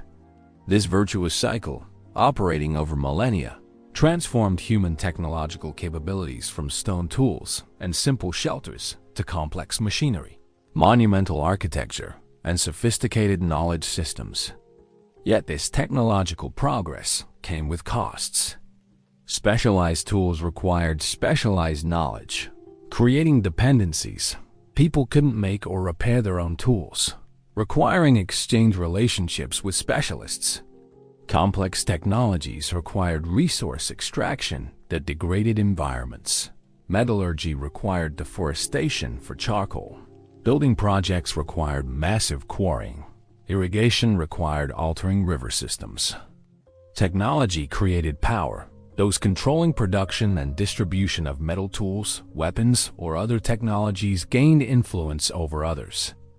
The technological cascade, initiated by agriculture, created the material foundation for civilization, the tools, buildings, transportation systems, and knowledge that distinguish complex societies from simpler ones. But technology alone doesn't determine social outcomes. The same tools that built magnificent temples also enabled organized warfare. The writing that preserved great literature also recorded slave transactions. The metallurgy that created beautiful art also forged weapons of conquest. Technology amplified human capabilities for both creation and destruction, cooperation and exploitation. Understanding agriculture's technological legacy requires recognizing this duality: technological innovation as simultaneously humanity's greatest achievement and a source of new problems requiring further innovation to solve. Chapter 9. Warfare, States, and Organized Violence. One of agriculture as darkest consequences was the emergence of organized warfare and state-based violence at scales unimaginable in foraging societies. Understanding how farming created conditions enabling systematic warfare reveals uncomfortable truths about civilization as foundations and relationship between material progress and organized killing. The same agricultural surpluses that supported art and architecture also supported professional armies and systematic conquest. Archaeological evidence shows that warfare increased dramatically with agriculture's emergence. Pre-agricultural sites show relatively low rates of violent death. Studies suggest perhaps 15% of male hunter-gatherers died violently, but this violence was typically small-scale: raiding, ambushes, individual conflicts. Early agricultural sites show increasing violence. Defensive walls become common. Skeletal remains show rising trauma rates, and some sites contain mass graves with clear violence markers.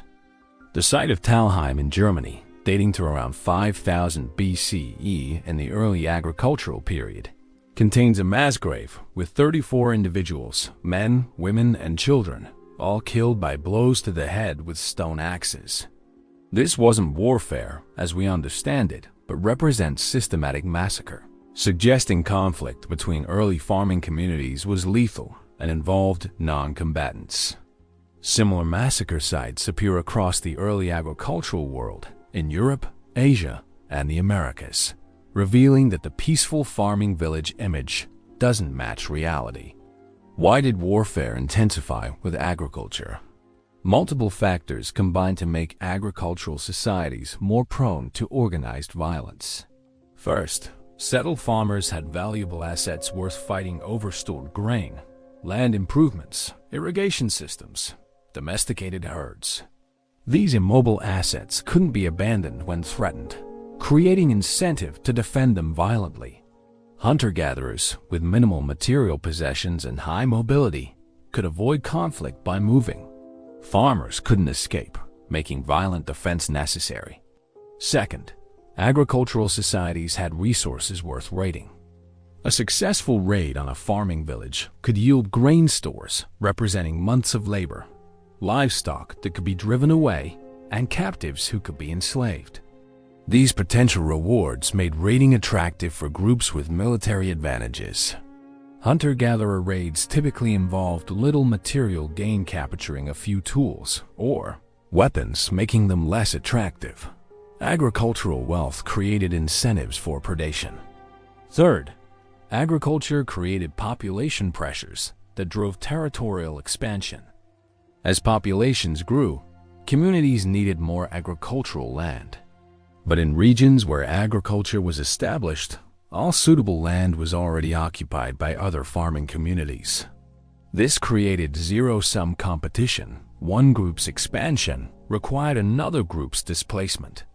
Warfare became a mechanism for territorial acquisition, with successful military groups displacing weaker ones and taking their land.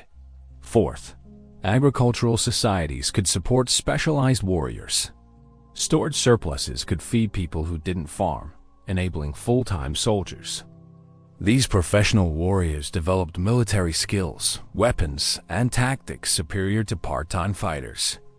They formed military units capable of coordinated action at scales impossible for hunter-gatherer war parties. By Bronze Age, professional armies numbering thousands became common, employing advanced weapons, armor, chariots, and siege technologies. Defensive architecture evolved in response to military threats. Early agricultural villages had no defenses. People lived in open settlements with no walls or fortifications. But by 7000 BCE, settlements like Jericho surrounded themselves with massive stone walls over 3 meters high with defensive towers, revealing that military threats had become serious enough to justify enormous labor investments in defense. These walls couldn't prevent all attacks, but made raiding costly, deterring opportunistic violence. By Bronze Age, fortifications became standard urban features. Cities surrounded themselves with multiple defensive walls, sometimes dozens of meters high and many meters thick, with towers at intervals for defensive positions. Elaborate gate systems designed to channel and trap attackers, and moats adding additional barriers. The city of Uruk in Mesopotamia, around 2900 BCE, had walls nearly 10 kilometers long, enclosing an area of 6 square kilometers, an enormous defensive perimeter requiring thousands of workers, years to construct. Weapons technology advanced in arms races between offensive and defensive capabilities. Stone weapons gave way to copper, then bronze, then iron, each transition driven partly by military advantages. The development of composite bows, recurved bows made from multiple materials, providing superior power and range gave armies with this technology significant advantages. Chariots, appearing around 2000 BCE, provided mobile platforms for archers, revolutionizing battlefield tactics. Siege technology, rams, towers, mining tunnels developed to overcome defensive fortifications. The organization of violence became increasingly sophisticated and bureaucratic. Early warfare was probably raid-based, with groups attacking neighbors opportunistically. But by early state periods, warfare became systematic campaigns planned and executed by professional military organizations. Standing armies with ranks, hierarchies, specialized units, and supply systems appeared. Military bureaucracies managed logistics, provisioning, recruitment, and coordination. Warfare transformed from sporadic violence into organized state activity. Military leadership evolved into permanent political power. Successful war leaders gained followers, accumulated wealth through plunder, and claimed authority over defeated populations. In many early states, kingship emerged from military leadership. The most successful warrior became chief, then king, with military prowess legitimizing political authority. Royal iconography emphasized martial prowess, with kings depicted as warriors defeating enemies, hunting dangerous animals, or receiving tribute from subjugated peoples. States themselves emerged partly from military necessity. Coordinating defense against external threats required centralized command. Managing conquered territories required administrative systems. Extracting resources to support armies required taxation systems. The organizational structures we call state centralized authority, bureaucratic administration, monopoly on legitimate violence, developed substantially to wage war and control conquered populations. War didn't just threaten states. War created states. Imperialism emerged as powerful agricultural states conquered weaker neighbors, creating multi-ethnic empires, extracting tribute from subject populations. The pattern repeated globally in Mesopotamia. The Akkadian Empire 234–154 BCE unified city-states through conquest. In Egypt, pharaonic states conquered Nubia and the Levant. In China, the Qin dynasty 221–206 BCE unified warring states through systematic military campaigns. In Mesoamerica, the Aztec Empire 1428–1521 CE extracted tribute from hundreds of subject cities through military domination. These empires developed sophisticated military administrative systems for controlling conquered peoples. They stationed garrisons in subject territories, demanded hostages from subject elites to ensure loyalty, imposed tribute obligations that extracted agricultural surpluses, and deployed punitive military expeditions against rebellions. Imperial warfare became less about territorial expansion than about maintaining control over restive subjects, creating cycles of rebellion and suppression that characterized imperial history. Slavery often resulted from warfare, creating another dark consequence of agricultural military organization. Captives from military campaigns became slaves, providing labor for agriculture, construction, craft production, and domestic service. By classical civilization periods, significant percentages of populations were enslaved, perhaps 20 to 30% in ancient Rome. Similar proportions in some Greek city-states and comparable levels in various other agricultural civilizations. Warfare thus created not just territorial conquest, but social systems based on systematic exploitation of enslaved populations. The scale of warfare grew over time as agricultural productivity increased. Bronze Age armies numbered thousands. Iron Age armies numbered tens of thousands. Classical period armies could reach hundreds of thousands. The Persian Empire fielded armies estimated at 200,000. Roman legions at their height totaled perhaps 300,000. These massive military organizations required sophisticated logistics, supply systems, and administration that only highly productive agricultural economies could support. Battle casualties scaled accordingly. Pre-state warfare probably killed dozens or hundreds in typical engagements. Bronze Age battles killed thousands. Classical period battles killed tens of thousands. The Battle of Cannae, 216 BCE, killed perhaps 50,000 Romans in a single day. The ability to mobilize and sacrifice such large numbers in military operations reveals how warfare had become industrial-scale organized violence. Far removed from hunter-gatherer conflicts, the impact on civilian populations intensified. Early warfare probably targeted combatants primarily. State warfare deliberately targeted civilians, destroying crops to create famine, massacring populations to terrorize resistance, enslaving survivors to punish rebellion. Assyrian records proudly describe destroying entire cities, depopulating regions, and creating mountains of skulls from defeated enemies. This systematic violence against non-combatants represents an escalation from earlier conflict patterns enabled by agricultural state organization. Women particularly suffered from warfare's intensification. Military conflicts created refugees, with women and children displaced from homes and vulnerable to violence, exploitation, and starvation. Conquerors routinely enslaved women and children while killing men, creating gendered patterns of warfare victimization. Sexual violence became systematic warfare tactic, with conquering armies raping women to terrorize and humiliate defeated populations. These gendered impacts of warfare, while not unique to agricultural societies, intensified with the scale and organization of state-based military violence. Religious and ideological justifications for warfare developed alongside military organization. States portrayed warfare as divinely sanctioned, with victories demonstrating God's favor and legitimizing continued aggression. Military victories were commemorated in monuments, literature, and religious ceremonies that celebrated warfare as noble and glorious while ignoring suffering and devastation. These ideological structures helped maintain military systems by convincing populations that warfare served higher purposes than simple resource acquisition. Yet warfare wasn't inevitable or constant. Many agricultural societies maintained peace for extended periods. Archaeological evidence shows that some regions and periods had minimal warfare indicators, suggesting that social organization could prevent or limit organized violence.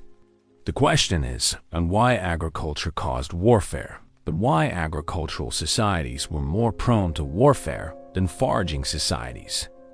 The answer lies in resources worth fighting over, population pressures driving competition, and organizational capabilities enabling military mobilization, all products of agricultural civilization. The warfare legacy initiated by agriculture continues today. Modern nation-states employ standing militaries, fight over resources and territory, and impose dominance over weaker states. The scale has grown to global conflicts involving millions of soldiers and causing tens of millions of deaths. The technologies have advanced from bronze swords to nuclear weapons, but the fundamental pattern, organized violence over resources, territory, and power, remains unchanged from the first agricultural states. Understanding warfare's agricultural origins reveals that systematic organized violence is not human nature but emerged under specific conditions created by farming, settlement, and state formation. This history suggests that different social organizations might reduce warfare's prevalence, just as foraging societies maintain peace more successfully than agricultural civilizations. The challenge remains finding social organizations that support modern population sizes while avoiding agriculture's violent consequences. The question we posed at the beginning, how did the first farmers change the course of humanity, has led us through 10,000 years of history, across continents and civilizations, through triumphs and tragedies, achievements and failures. The answer, we now see, is both more complex and more profound than a simple list of changes could capture. The first farmers didn't just change human history, they redirected it onto an entirely new trajectory from which there has been no return. Before agriculture, humans lived as mobile foragers for hundreds of thousands of years, a lifestyle that was sustainable, relatively healthy, and socially egalitarian. We were part of ecosystems, moving through landscapes, consuming resources without fundamentally altering them. We lived in small bands with minimal material possessions, egalitarian social structures, and intimate knowledge of our environments. This was humanity for 95% of our existence as a species. The agricultural revolution transformed everything. It began not as a grand innovation, but as incremental adaptations to changing circumstances, climate shifts, population pressures, and opportunities presented by concentrations of domesticable plants and animals. People made small, reasonable decisions that seemed logical in context, planting seeds near settlements, capturing young animals, selecting larger grains. These decisions accumulated over generations into fundamental transformation. Agriculture enabled sedentism, which created possibilities for accumulation, specialization, and social complexity impossible in mobile societies. Stored surpluses supported populations far larger than foraging could sustain, triggering demographic explosions that made return to foraging impossible. Technologies proliferated as specialized craftspeople focused on perfecting specific skills. Writing emerged to manage agricultural complexity. Cities arose to organize agricultural populations. States developed to coordinate irrigation, defense, and resource management. But these achievements came with enormous costs. Individual health deteriorated as diverse foraging diets gave way to grain-heavy agricultural diets. Dental disease, nutritional deficiencies, and infectious diseases proliferated in agricultural settlements. Life expectancy dropped and would not recover to hunter-gatherer levels for thousands of years. Physical labor intensified as agriculture required longer working hours than foraging. For most of agricultural history, common people worked harder, lived shorter lives, and experienced more suffering than their foraging ancestors. Social costs accompanied health costs. Agriculture created inequality as some families controlled better land, accumulated larger surpluses, and gained power over others. Egalitarian societies gave way to hierarchies with elites and commoners, landowners and landless, free people and slaves. Gender relations shifted toward patriarchy as men controlled critical resources like plows and livestock. Warfare intensified as settled populations competed for land and resources, transforming occasional raids into systematic organized violence with professional armies and devastating impact on civilian populations. Environmental costs accumulated as agriculture expanded. Forests fell to create fields, causing erosion, biodiversity loss, and climate changes. Soils degraded through overuse, irrigation-induced salinization, and erosion. Species went extinct as agricultural expansion eliminated habitats. Water resources were depleted or polluted. These environmental impacts, initiated 10,000 years ago, continue intensifying today, creating challenges including climate change that threaten global systems. Yet agriculture also enabled remarkable achievements. Civilization as we know it, with cities, art, literature, science, technology, medicine, philosophy, depends entirely on agricultural foundations. The specialization that agriculture allowed created possibilities for human creativity and innovation impossible when everyone spent most time finding food. Every cultural achievement we celebrate, from Shakespeare to Mozart, from the pyramids to the Sistine Chapel, from mathematics to medicine, exists because agriculture freed people from constant food procurement. The billions of humans alive today owe their existence to agriculture. Without farming, Earth might support 5 to 10 million foragers. Agriculture supports 8 billion people with potential for more. Every person reading or watching this content exists because their ancestors adopted agriculture. From this demographic perspective, agriculture represents life itself for the vast majority of humanity. How do we reconcile these contradictory assessments? The answer is that agriculture was neither simply good nor simply bad. It was transformative in ways that produced both benefits and costs, achievements and suffering, progress and degradation.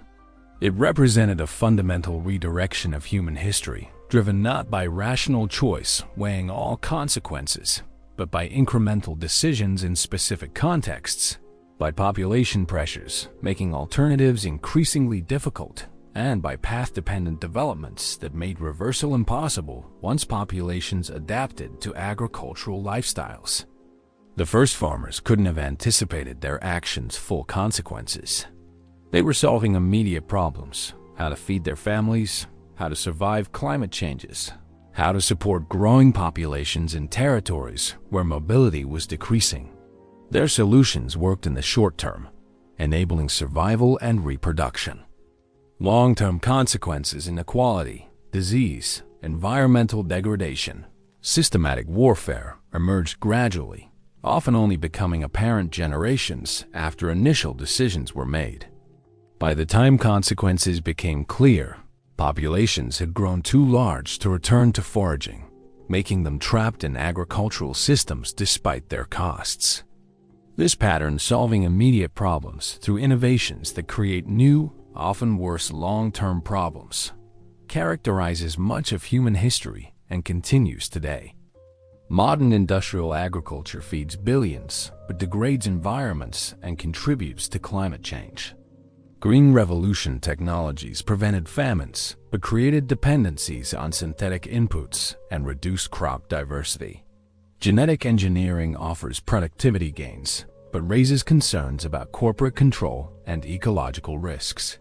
We continue making choices with consequences we can't fully predict, just as the first farmers did. The story of the first farmers teaches several crucial lessons. First, that progress and improvement aren't synonymous. Societies can advance technologically, while individuals' quality of life declines. Second, that solutions to existing problems often create new problems, requiring further solutions in endless cycles. Third, that small, reasonable decisions can accumulate into revolutionary transformations with unintended consequences. Fourth, that once populations grow dependent on specific technologies or systems, abandoning them becomes impossible even when costs become apparent. Understanding agriculture's history also reveals that human social organizations aren't inevitable or natural. For most of human existence, we lived relatively egalitarian lives in small groups. Hierarchy, inequality, and exploitation emerged under specific conditions created by agriculture and sadism. This means these social features, while extremely difficult to eliminate given current population sizes and technological dependencies, aren't eternal or unchangeable aspects of human nature. Different social organizations produce different outcomes historically, suggesting that future social innovations might address agriculture's persistent problems. The question of where we go from here remains open. We cannot return to foraging 8 billion people require agricultural food production. But we can work toward agricultural systems that maintain productivity while reducing environmental impacts that feed everyone adequately rather than leaving millions hungry while others waste food. That don't require sacrificing farmers' welfare for consumers' abundance, and that remains sustainable across generations rather than degrading the foundations they depend on. This requires integrating multiple knowledge systems: modern agricultural science, traditional farming wisdom, indigenous ecological knowledge, and lessons from 10,000 years of agricultural experimentation. It requires developing new technologies that truly solve problems rather than shifting them elsewhere. It requires social organizations that distribute agricultural benefits more equitably. It requires recognizing that agriculture's environmental costs threaten its own sustainability and must be addressed urgently. Most fundamentally, it requires understanding that the agricultural revolution isn't finished. It continues today as we make decisions about food production, environmental management, social organization, and technological development. We are still living through and grappling with consequences of choices made by the first farmers 12,000 years ago. The decisions we make now about agriculture will shape human existence for thousands of years to come, just as those ancient decisions shaped our present. The first farmers changed the course of humanity by initiating transformations that created everything we call Civilization, the good and the bad, the achievements and the suffering, the abundance and the inequality. They set us on a path we've been following for 10,000 years, a path that has led to unprecedented human population and power, but also to unprecedented challenges. Understanding this history doesn't tell us exactly what to do next, but it provides essential context for making informed choices about agriculture's future and, by extension, humanity's future. The agricultural revolution was humanity's most consequential transformation, more impactful than any war, any empire, any technological innovation that followed. It changed what we eat, where we live, how we organize societies, how we treat each other, and how we interact with the environment. It enabled our greatest achievements and created our most persistent problems. It made us who we are, for better and worse. That is how the first farmers changed the course of humanity, completely, irreversibly, and with consequences that continue to unfold in ways those first farmers could never have imagined.